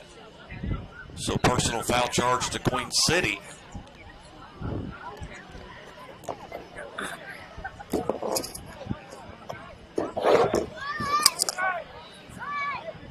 I don't understand. There's no assessment. The ball are kicking off from where they always say. There's got to be some way to adjudicate that where there's some penalty, I would think. If you get an unsportsmanlike or unnecessary roughness or call like that, but there's no penalty. Well, I mean, with yardage sign. Not sure how that works.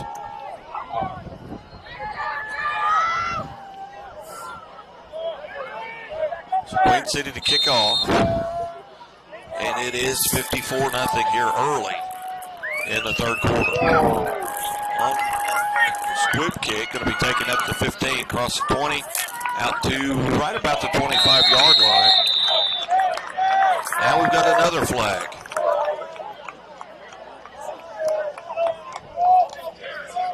Nope. Yes, my apologies. There is not a flag on the play. So it'll be first down and 10. Gateway trailing 54-0.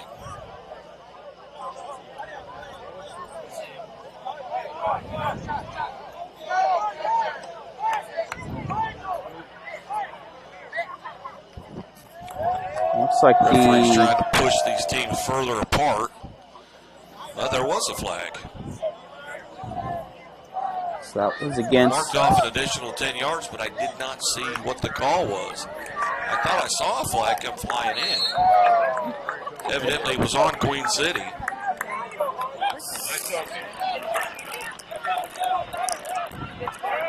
Stormy Davis tells me it probably is the assessment of the penalty from the previous play.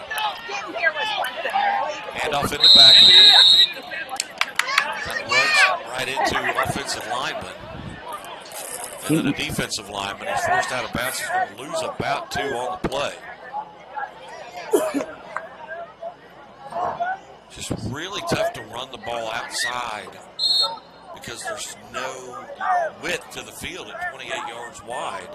You've got to turn upfield in a hurry. It is almost impossible to run a sweep play with this field right here. And there's no hashes, so the ball's always in the middle of the field.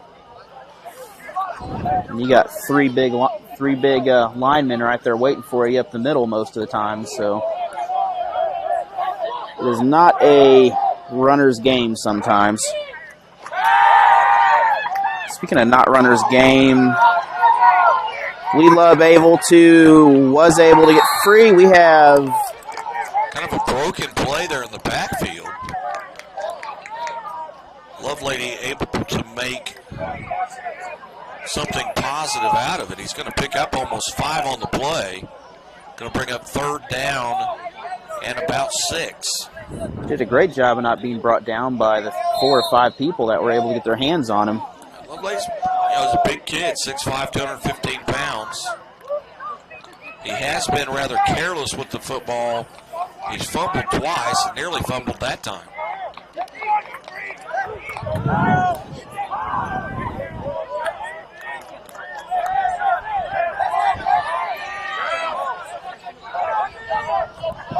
Drops straight back, looks, got short on the sideline.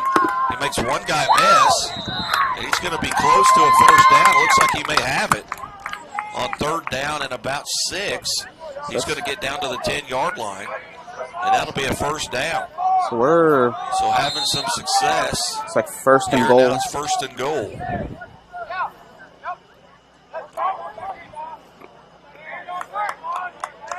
Of course, we are about 20 foot deep in the hole right now, and it's going to take a lot of shoveling to fill in that hole at the moment. 56 points. It's tough to work your way out of this. Snap to Lovelady, handoff in the backfield. And he's going to be hit and dropped immediately for no gain.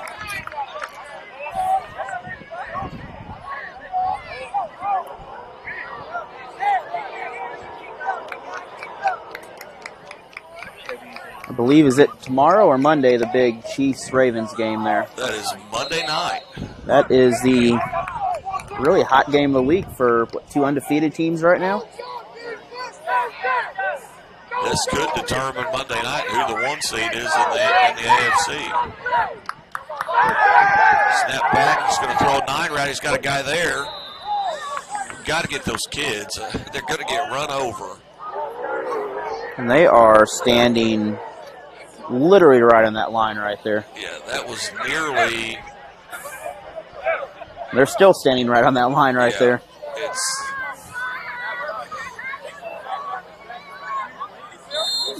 They've moved back a little bit now. So that's going to make it third down and goal from about the 6. trailing 54-0 here in this 8-man outdoor national championship game. Snap back to Lovelady, gives it to the second man through. He's going to get across the 5 and down near the goal line. He's going to be dropped at about the 1, maybe the 2-yard line. It's going to be 4th down. So 4th and goal.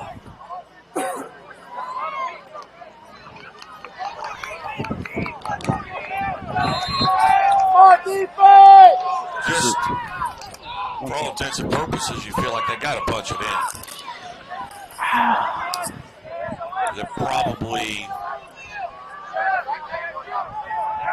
Looks like it's going to be a handoff, and he's still on his feet, and he's going to get into the end zone. Now, are they going to rule him down or not? we got the Side judge over here ruling him down. We got one saying good. We got one over here on the back at the 5. He's so got it marked.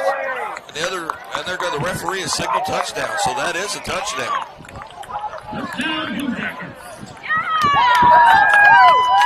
So Gateway will get on the board tonight with at least 6 points here.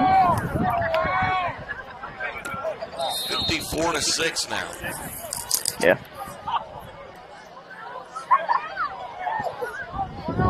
Midway through the 3rd quarter of play.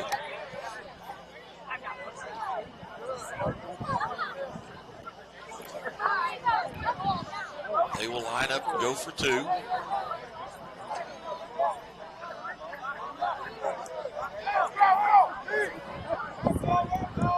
Single back in the backfield for Lovedale. Looks to the right, he's got a man. Quick hitter. He's in. Into the end zone, 54-8. And with that, we'll take a 30-minute PSA break and be back. The innocence of youth. Is there anything any better? But soon they'll be in high school and facing all the same challenges you faced. How to make friends, how to fit in, how to be cool. We want our children to have everything they'll need to live fulfilling and productive lives. Make sure the kids in your family are among the more than 290,000 participants here in Missouri who take part in high school sports or activities. At least they avoid the shutout. A lot of football left to play. We still got a little over a quarter and a half to go at least. As now you got to wonder maybe an onside kick here. You know, and that's what Queen City is wondering as well as they're bringing up. I've seen times where it doesn't hurt to get creative. And kick goes ahead, kicks it deep. He's going to field it right at the 1. Going to bring it out across the 10. He's going to be taken down short. At the 11-yard line. So that's where Queen City will take over here midway through the 3rd quarter, leading 54-8. It's a good kick for Queen City on that. Or on Gateway.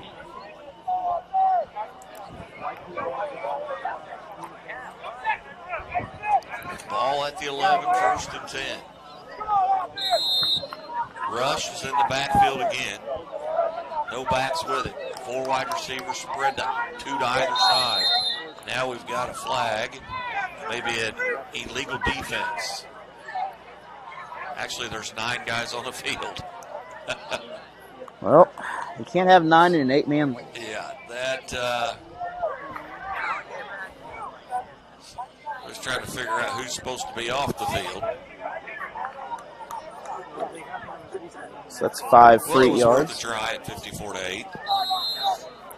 I've seen a few high school games where 12 people have managed to slip in there once or twice, and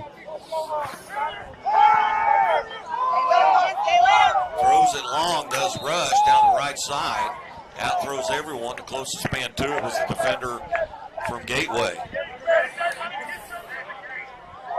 And really good defense by Gateway on that, as they were just able to slow him down enough and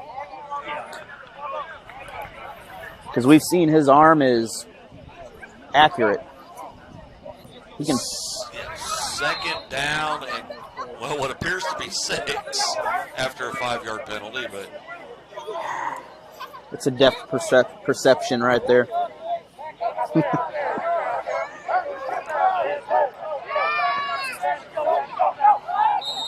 Ooh. We're going to have a defensive offsides, I believe, on that. draw one. Now, this should be a first down, but when they mark this off, it's 1, 2, 3, 4, 5. How do you have 2 5-yard penalties? And we have It'd still be second down and 2. 2 yards to go.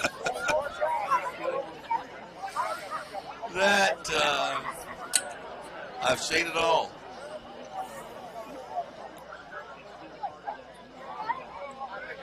I think you have the audio clip of the week right there. Yeah, he may. The referee is. The white hat's looking, going, wait a minute here. How is this possible? The white hat, he's thinking like, wait. We haven't run a play yet. What do you do? What happened here? This should be a first down, as the white hat just signaled 2, and he's like, wait. MIT at this point to try and figure out how that happened. And the ball was in front of the line while the marker's behind the line still, so.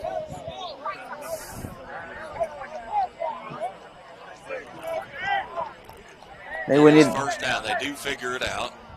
They move the ball up. So it is 1st and 10. I was about to make a phone call to a tire alignment shop there to straighten everything out a little bit.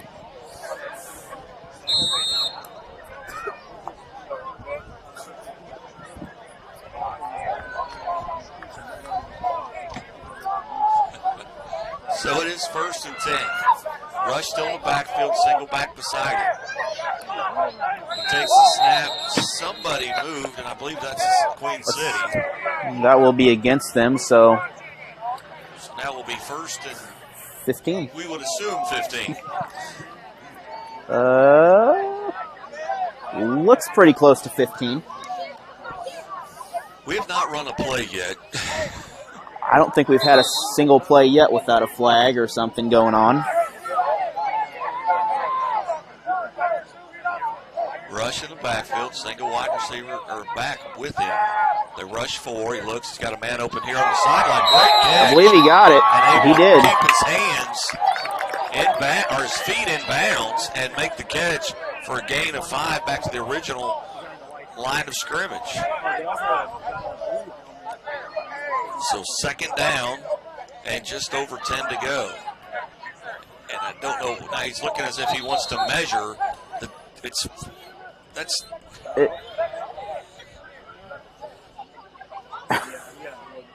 think we got a mitt.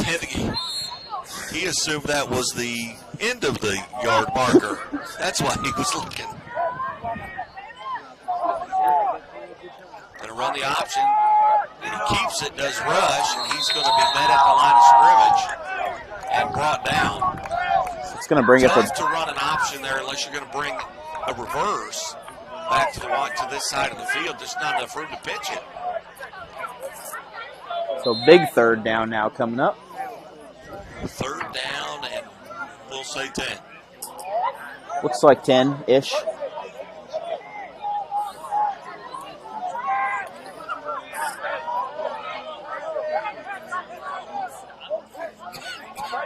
Rush alone in the backfield. They rush 4. He gets away from 2 of them. Well, he gets free again. He may have some running room. And he's going to turn it upfield. He's being chased from behind. And he's pushed out of bounds and nearly into the crowd. And he's going to be close to a first down. That should be a first. That was tantamount to LeBron James coming over onto the sideline, going for a ball out of bounds. He was in the crowd. Oh, it's a. Hold on, we got.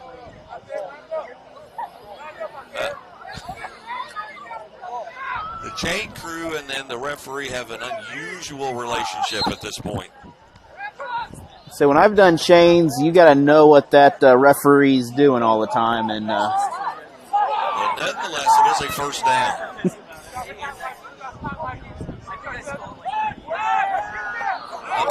That was well read. Rush faked it in the backfield and tried to throw a little screen out to this side. And two defenders read that play well and came up and made the tackle for a loss of 1.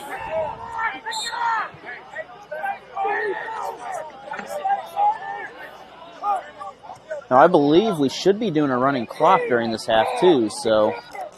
Because we have a 48-point lead. Sorry, my math was about as good as on the field right now. 56 to 8. 50. You have 54? I've got 54. Rush creates some time, throws it as the intended receiver tipped it, and the guy behind him almost comes up in the end zone with it. Two guys on the same side of the field. Of course, Rush was rolling this way. It'd been hard going to his left to throw it to the other side of the field, but he's just able to create so much time in the backfield.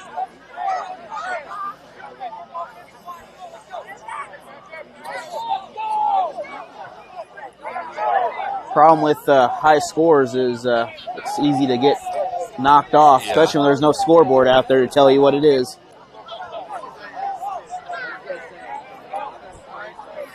(54-8) is what I have. Rush alone in the backfield. Looks over the defense. Gonna roll his right. He's got a lot of room. He's gonna turn upfield. Makes one guy miss. Makes another guy miss. Makes another guy miss. And he's gonna get down inside the 5 before he goes out of bounds. That's enough for a first down. Gonna mark it at about the 4. He's bringing back some shades of Hillcrest back in the day there, and but timeout. Timeout, Queen City. So we'll step away and take a timeout as well. There's a lot of fear in coming back to school. I wasn't sure if I could do it. I'm a 40-year-old man that walked in there to get his high school diploma. It was very hard for me, but the teachers, the counselors, they help you. One of the teachers was Miss Araceli. Miss Araceli, she gave me direction. Every single time I had a question, she'll put down whatever she's doing and she'll come over and she'll sit there with you until you get it. Thank you, Miss Araceli. I know you make a difference in people's lives because of the person and teacher you are. I wanted to be here because I wanted to thank you for helping me get a beautiful gift. 50% of getting your high school diploma is walking through those doors. The other 50% is doing the work. Getting your high school diploma, it is a life-changing experience. It really is.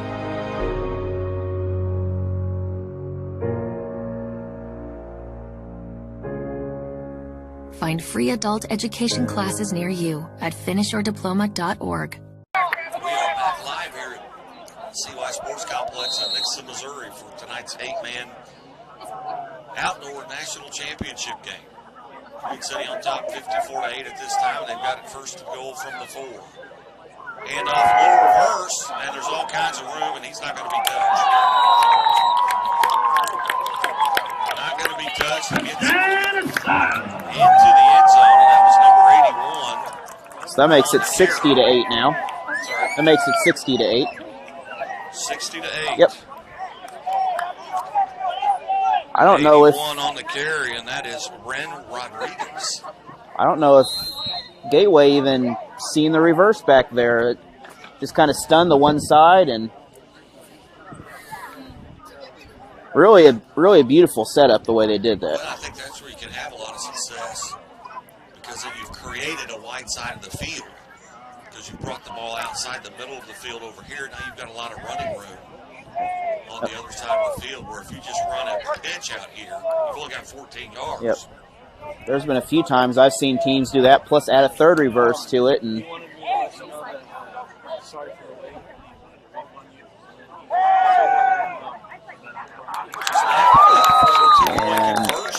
that should be good. It is. Nine route, wide open, right at the pylon. We got a little extracurricular stuff still going on out there, but 62-8. Here's your score right now. And we've still got things going on. So that extended it to 62-8 here as. Well, you're going to see that as this game gets more and more out of hand.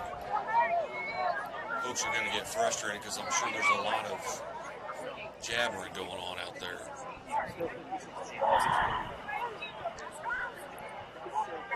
So since we're on the topic of covering football here, calling football, anything big last night that upsets that you happen to notice? Well, probably the biggest upset of the season is an 0-4 Willard team defeating the number 6 ranked team in Class 6, Joplin, who handily beat them earlier in the year. Now, Joplin was without probably their best running back, but that doesn't matter. Willard, very young up front, and gets a huge win, and the kick is going to sail into the end zone and dropped, picked up, brought out of the end zone, across the 5, across the 10, and tackled at about the 11, and that's where they'll start from. Yep. You know, that Willard win just shows how, tough the COC is this year, as really anyone can beat anyone right now. Alabama now on top of Mizzou, 35-13.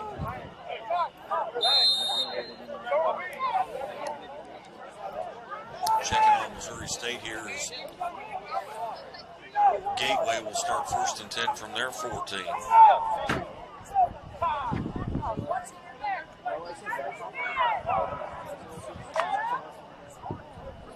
Cannot find a score here. It is at half, it's 17-7, Missouri State on top of UCA. Some good news coming out of there. 62-8. Little quick hitter there in the middle, and it's going to be caught for a gain of about 4. Immediately tackled, but a nice pickup, gain of 5. They're going to give him 5 out to about the 20. It's always a good little short gain right there. One of the few times in the middle of the field that the ball hasn't been batted by a defensive lineman. I was about to or hit the helmet of an offensive. About every time they just throw a hand up or just right off the helmet.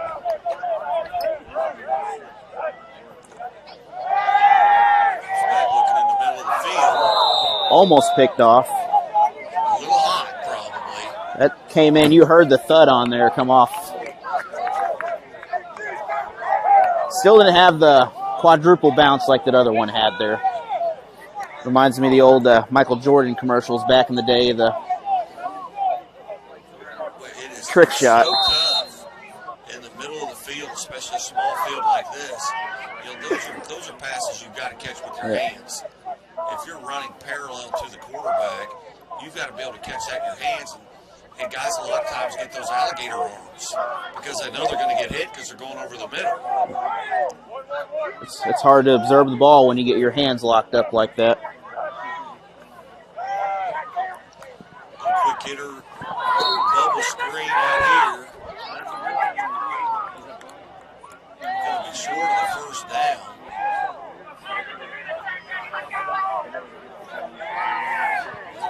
So over here ended up a couple of defender and a wide receiver ended up in the chair. we got a very short 4th and short here, as if they don't get this, this will give Queen City some great field position.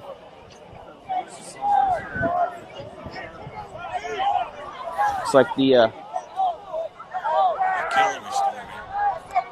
Stormy's ordering some food over here. Draw play right up the middle, trying to get to He is. Going to be very close. Line judge on the other opposite side of the field is signaling first down. I think the ball made it. It made it because it's. Yeah, that is a first down. It's going to be close, and it should make it. It is a first. Good effort to extend that ball out when he was being tackled there. So the first 4th down conversion for Gateway on the evening.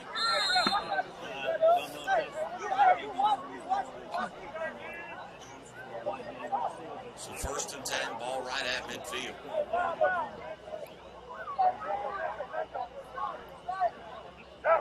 So Another pass downfield. Another well-thrown ball. You know, good placement. Basket. Yeah, good. Just unable to hang on to it.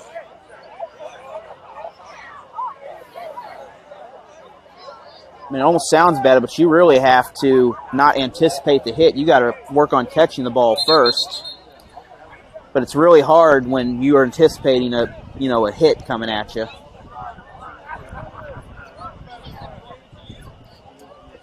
(62 to 8).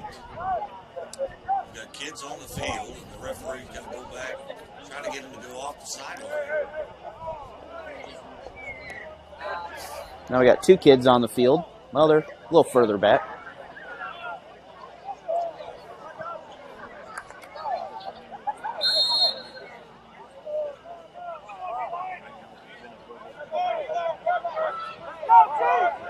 Lovelady back to the line of screen, second down and 10. Goes to the middle of the infield, trying to set up the screen, gets it set up. Stays on his feet after one hit, still on his feet. Switches hands with the football, helmets on the ground. He's still going to get the first down as we got a... He's going to get the first. 2 helmets on the field. Once again, good placement by Ledlove there to, I mean, he just throws lasers, though, out there. Trying to see him setting up the screen there.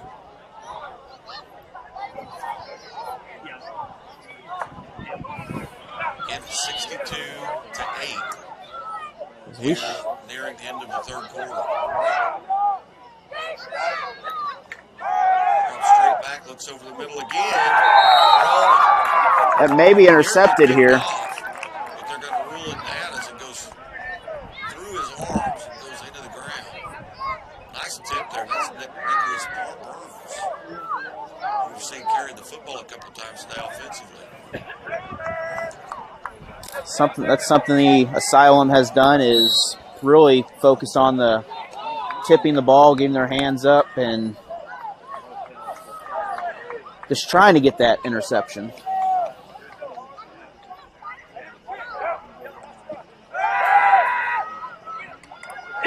Fumbles the football again. Once again, Lovelady. They're going to rule this an incomplete pass, I believe. That's what the call just was issued there. They ruled that an incomplete pass, so not a fumble on the play. A little Tom Brady tuck rule there. Who was that against? Oakland?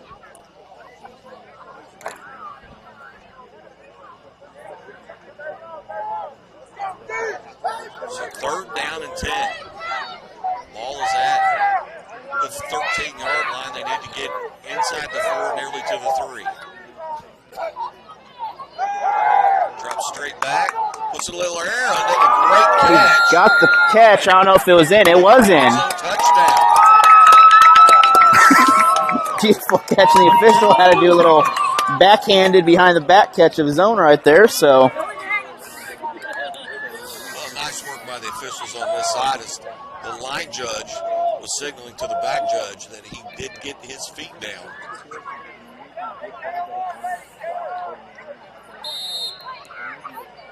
So a touchdown, and it's 62 to 14. Now the Jackets really have a good future to work on, next year with this quarterback, and just the accuracy that if they can key into that, repeatedly, they're going to have a good season next year again. Handoff straight up the middle, and he's going to get into the end zone, and the 2-point conversion is successful. So 62 to 16 now. Here's your score late here in the third quarter, and we've still got some extracurricular things going on. We got a flag now thrown. So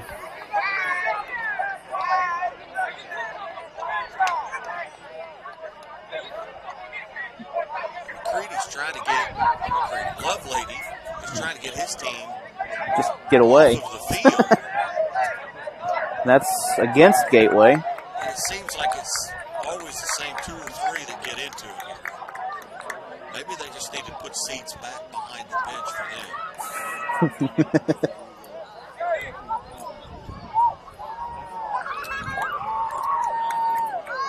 buses are running, they can go sit on the bus and watch television.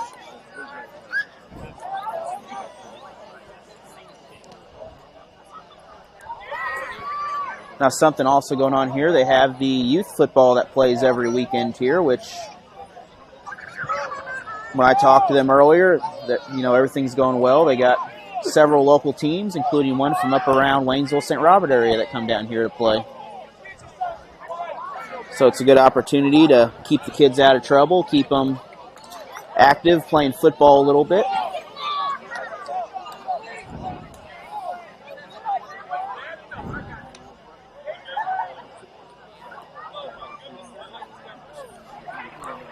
Maybe an onside kick attempt here.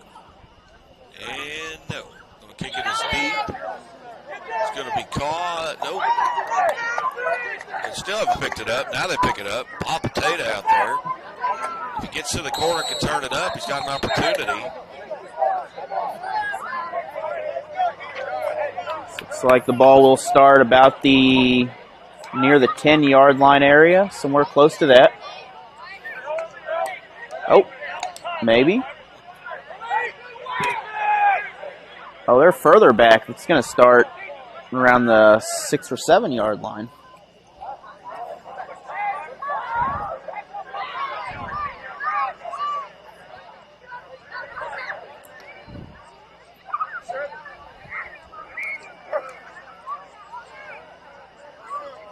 And at one point, penalty, and it's a big one, 10-yard penalty.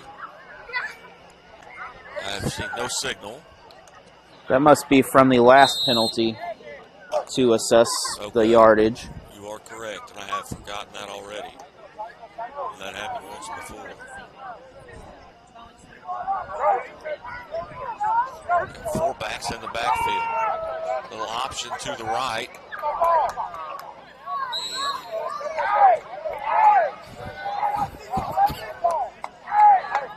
I believe that's Lovely in the backfield. So, That's number 15.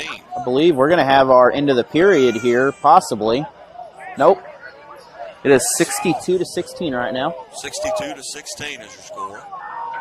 Nope. Maybe we don't have the end of the quarter. Nope, we do have the end of the quarter, so we are going to take a break, and we'll be back after this 30-second PSA.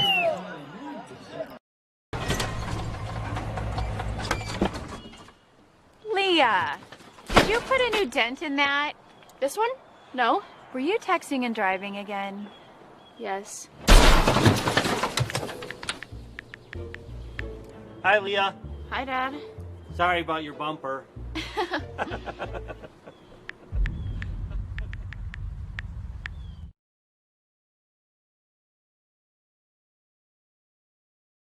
It's 17-7 in the third. So starting the fourth quarter, the Asylum go for the run, and they're going to gain some big yardage here.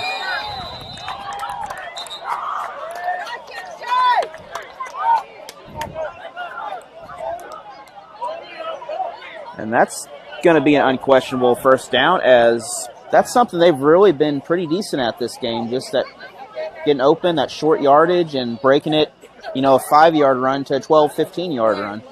Well, they've got this kind of weird formation where it's almost like the wishbone in the backfield and the quarterback in the pistol. We've gone to it here again. They've kind of got... He goes, he's got blockers.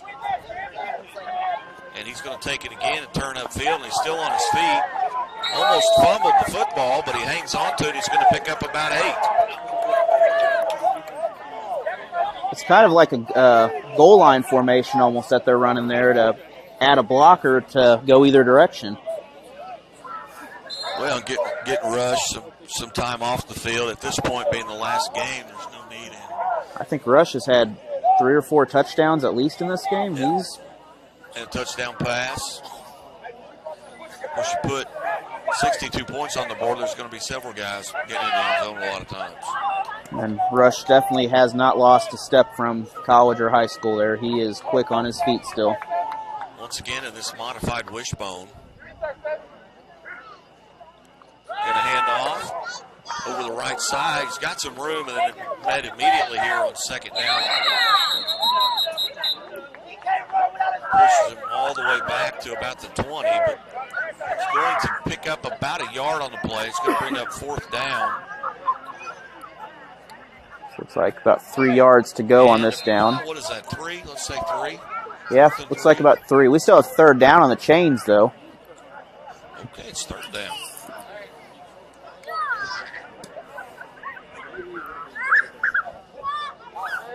They've been in sync the whole game, so we're good.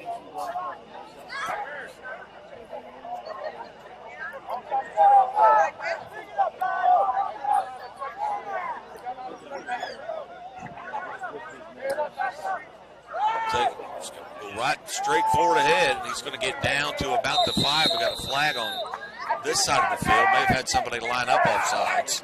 And the marker has moved already, which if this is against the Asylum, then that could really cause some problems. He must have apparently just dropped it because they waved it off. So now it'll be first down and goal from the 6. Why you think we got it? Already leading 62-16.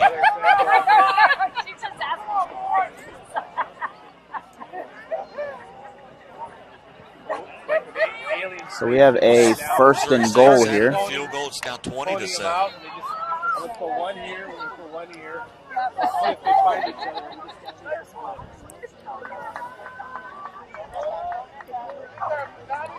Lovely under center, backs in the eye, hands it off to the second man through. Bounces off of 1, spins out of that. It's going to get down inside the 5. Yep.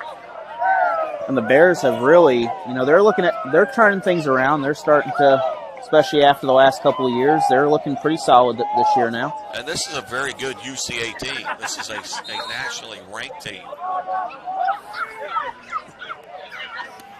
Now, their conference, if I'm right, they're playing in the spring, correct? They are indeed. So this is not the only football. This is bonus football, basically, for Missouri State right now. They're going to try and play 3 games, 2 with UCA. Going to run the option. So, which is a great, option to let the teams play in the fall to kind of. It's kind of like what they do for baseball. They do a short little fall season. Right. In UCA's case, they've got a full schedule. They're going to play 10 games. So 10 games, maybe 11 so in the fall, but they're not going to play in the spring. The rest of their conference will play in the spring. But they're trying to build on. They feel like they've got a national championship type run in them for that following fall, and they don't want to play spring and the fall. Hand off to the second back through. He's going to get. He's going to be down, I believe. Down at the 1 foot line. And he can't believe he didn't get in, but he did not get in. He took a roll right there, and it's back to the line. We got a lot of movement. We got guys trying to get off the field. They were starting before everyone was ready to stop that play. So this fourth down, according to the yard marker, 4th and goal from the 1 foot line. So any update on the Tigers up there in Columbia? They're playing a tough Alabama team. Let's see here. I dread anyone in the SEC conference any year because they're just stacked with good teams in that one. Mizzou, Alabama. And we're going to have a false start on the offense, so we're going to have a 4th and 6 coming up now.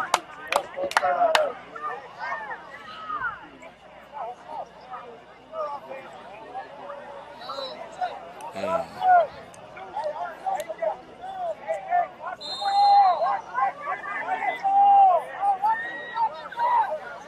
38-13, Alabama on top of Mizzou. The Tigers are hanging in there a little bit with Alabama. is 4th down and goal. They move the ball back to about the 6 after the penalty. And a little jump pass, and defender gets back there and dived and able to knock it down and save the touchdown. So Gateway will pick up the ball about the 5-yard line, go in the other direction. And not sure what's happened here. Got a lot of guys glad-handing each other like the game is over. I think this may be the point where some of these players start coming in and some of them start staying out for the drive. We're going to have a timeout, so we'll be back in 1 minute.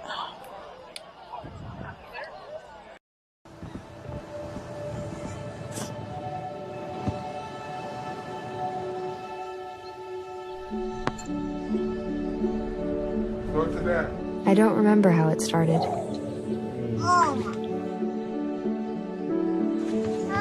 Our back and forth. Victory. Fumble. Repeat. It always came back. Dad! Okay, here we go, throw it! Yeah. You probably don't remember what you told me, That was perfect. but I heard every word. Nice.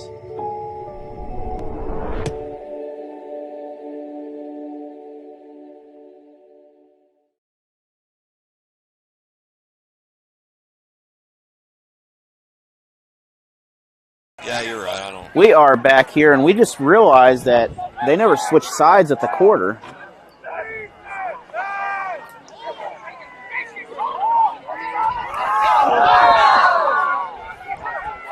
Well, downfield pass. That was a post route.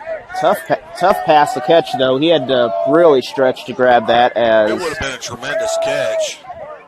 especially Well thrown football. that would have been a beautiful catch with my close-up I had, but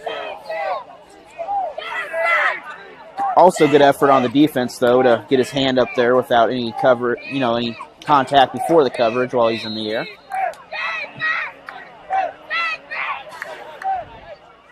So what's your take with some of this college football, some playing spring, some playing in the fall? Is there really a way to determine a national champion this year if you don't have, say California? I think at this point with the Pac-12 and the Big Ten reversing their decision and playing now decide they're going to play in the fall, then I think you can have a legitimate national champion. But if you eliminate, the Big Ten, which would be Ohio State, Michigan, well, Michigan's not going to do anything. But So how do you consider a team, though, that's played 4 games or 5 compared to someone, say, that's played a full 10-game schedule or something like that? well, then you're going to be up to the voters. Because they may have played, 4 easier teams, and then while the other one has played an SEC schedule of everyone that's super tough. I mean, Yeah.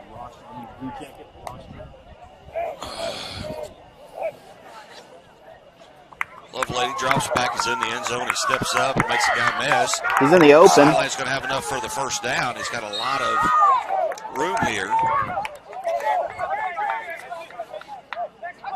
But, I think the good thing is, even with the spring season, a lot of these kids are going to be able to get, especially seniors graduating, wanting to play at the next level, or, even just finish out the year, they'll have at least some time to play. Well, kids that are maybe going to play at the next level are not going to play in the spring because their agents are going to say, no, you can't afford to be injured in the spring right before the NFL draft. Yeah. So you're going to see a lot of those guys opt out, and a lot of them would have, and maybe some still will. As you see, there's some of them that, especially Division II, where they're football, then they run track in the spring, relays and things of that nature. I can't imagine what it's going to be like next spring, early March at Missouri State, where you've got women's basketball, men's football, baseball, and soccer all going on.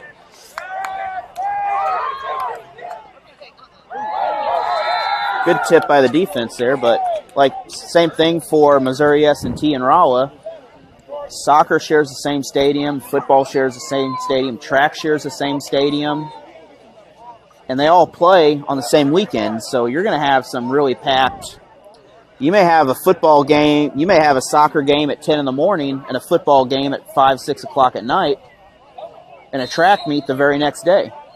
Yeah, can you imagine how much fun that's going to be for a fan? Now, normally they play Sunday soccer in the GLVC, which that'll help the schedule a little, but you're going to have, a lot of sports and a lot of games going on in each weekend. Well, this is the Missouri Valley Conference. Can you imagine going to a baseball game in the morning, a football game in the afternoon, and a men's basketball game that night, all on campus?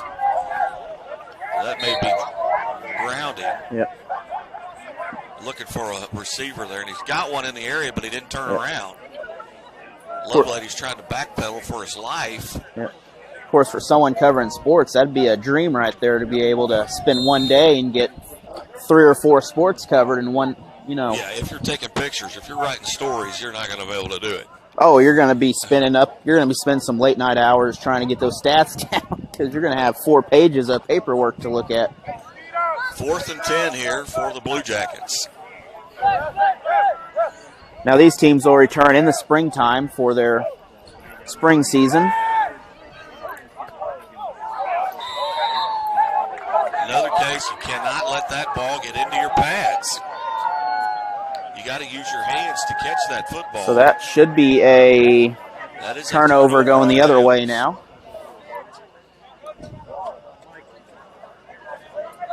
And there's a few kids that, they play basketball and football occasionally. So I'm curious what's going to happen with. Yep. So I'm curious how they're going to kind of juggle their schedule, or, if their basketball coach is saying, hey, you were helping us too, and there may be they may just be a sub coming in, but they may be one of the better players. Saw Jeremy Nicholson one time, an Ash Grove Pirate.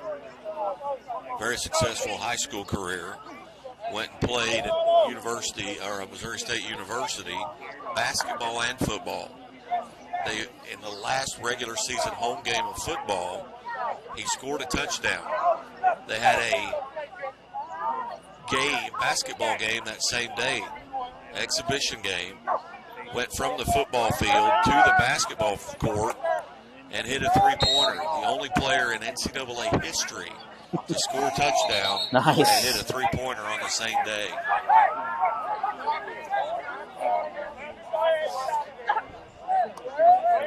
Nice. We're having a little bit of extracurricular talking out there. It's under 4 minutes to go in this ball game. Now for high school is another situation too. You got some good track athletes now that are going to have to decide, if their school's still doing track in the spring and they're also doing football.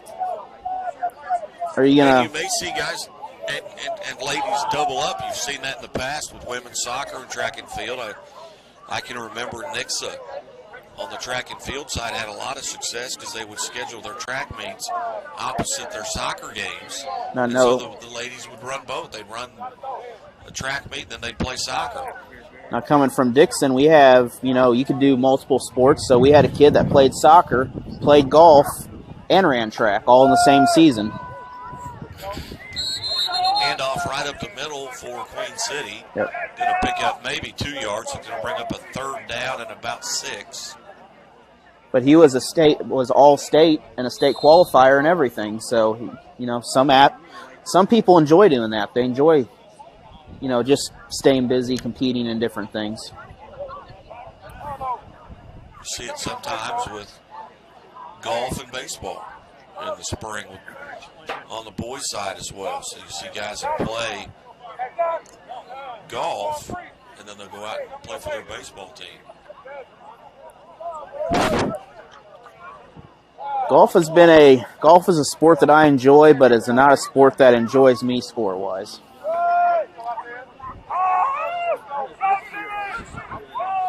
Going to pick up about a yard, just going over left tackle there. I say the left tackle because I don't believe there's any guards. It just goes center, tackle. So we need Starting to see guys help each other up, put arms around each other now, so maybe the hostilities are waning. Everything's kind of settled in. And you've got some of the guys sitting back there on the benches.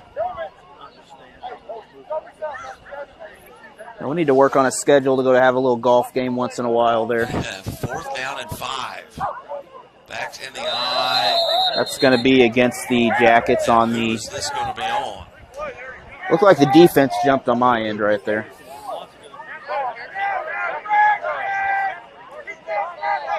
We got 2 officials doing 2 different things right there.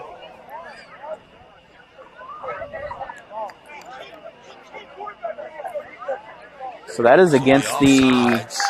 Yep, it is against the defense. That's going to be 1st and 10. Right at the 10-yard line, so they'll. Come on, chain gang. Yep. Now you be a 1st down. Yep. You got to. Chain gain's still a little. Let's go. There we go. Move it down. Oh, still not calibrated yet. I think it's going to be 1st and The goal. players are like, come on. Well, I think the ball is touching. The nose of the ball is touching the 10. So to get a 1st down, they're going to have to score a touchdown.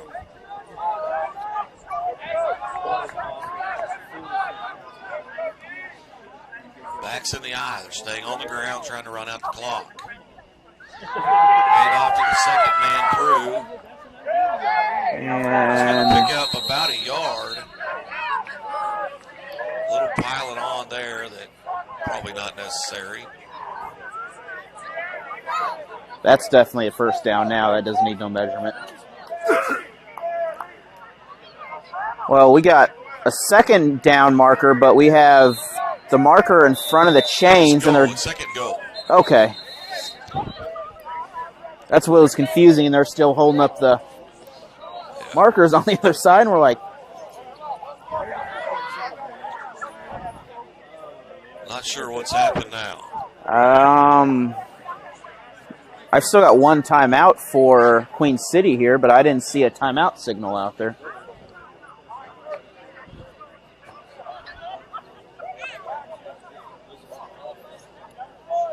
So it'll be 2nd and goal when we return. I'm not sure what the time situation is with regards to time left in the game.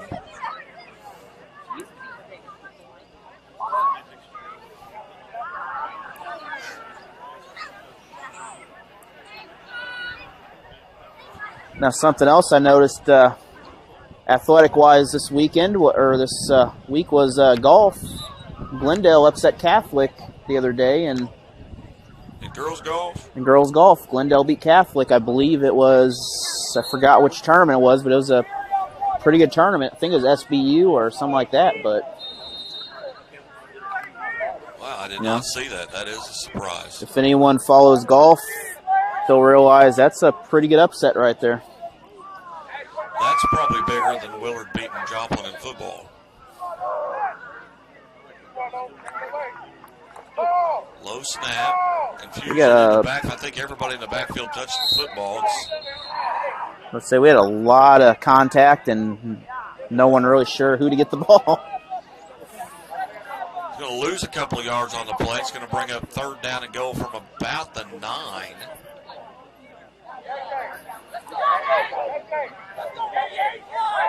A little bit of a nip in the air now.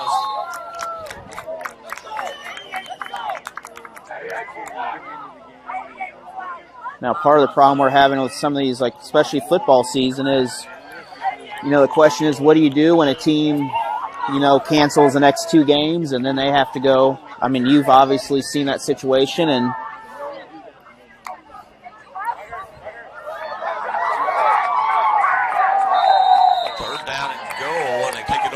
side there. Yep. So we have. Back judge. Is that? Nope. The clock. That's about I think that is it. So with a final of 60. Final score 62-16, Queen City, and they win the national championship of 8-man outdoor football. 62-18. 16. So 62-16 here for the final. And we will see you back here in the springtime for some more Gateway Blue Jackets and Queen City football, along with possibly more games down the road. Have a good night. Drive home safe if you're somewhere, and don't forget to get a designated driver.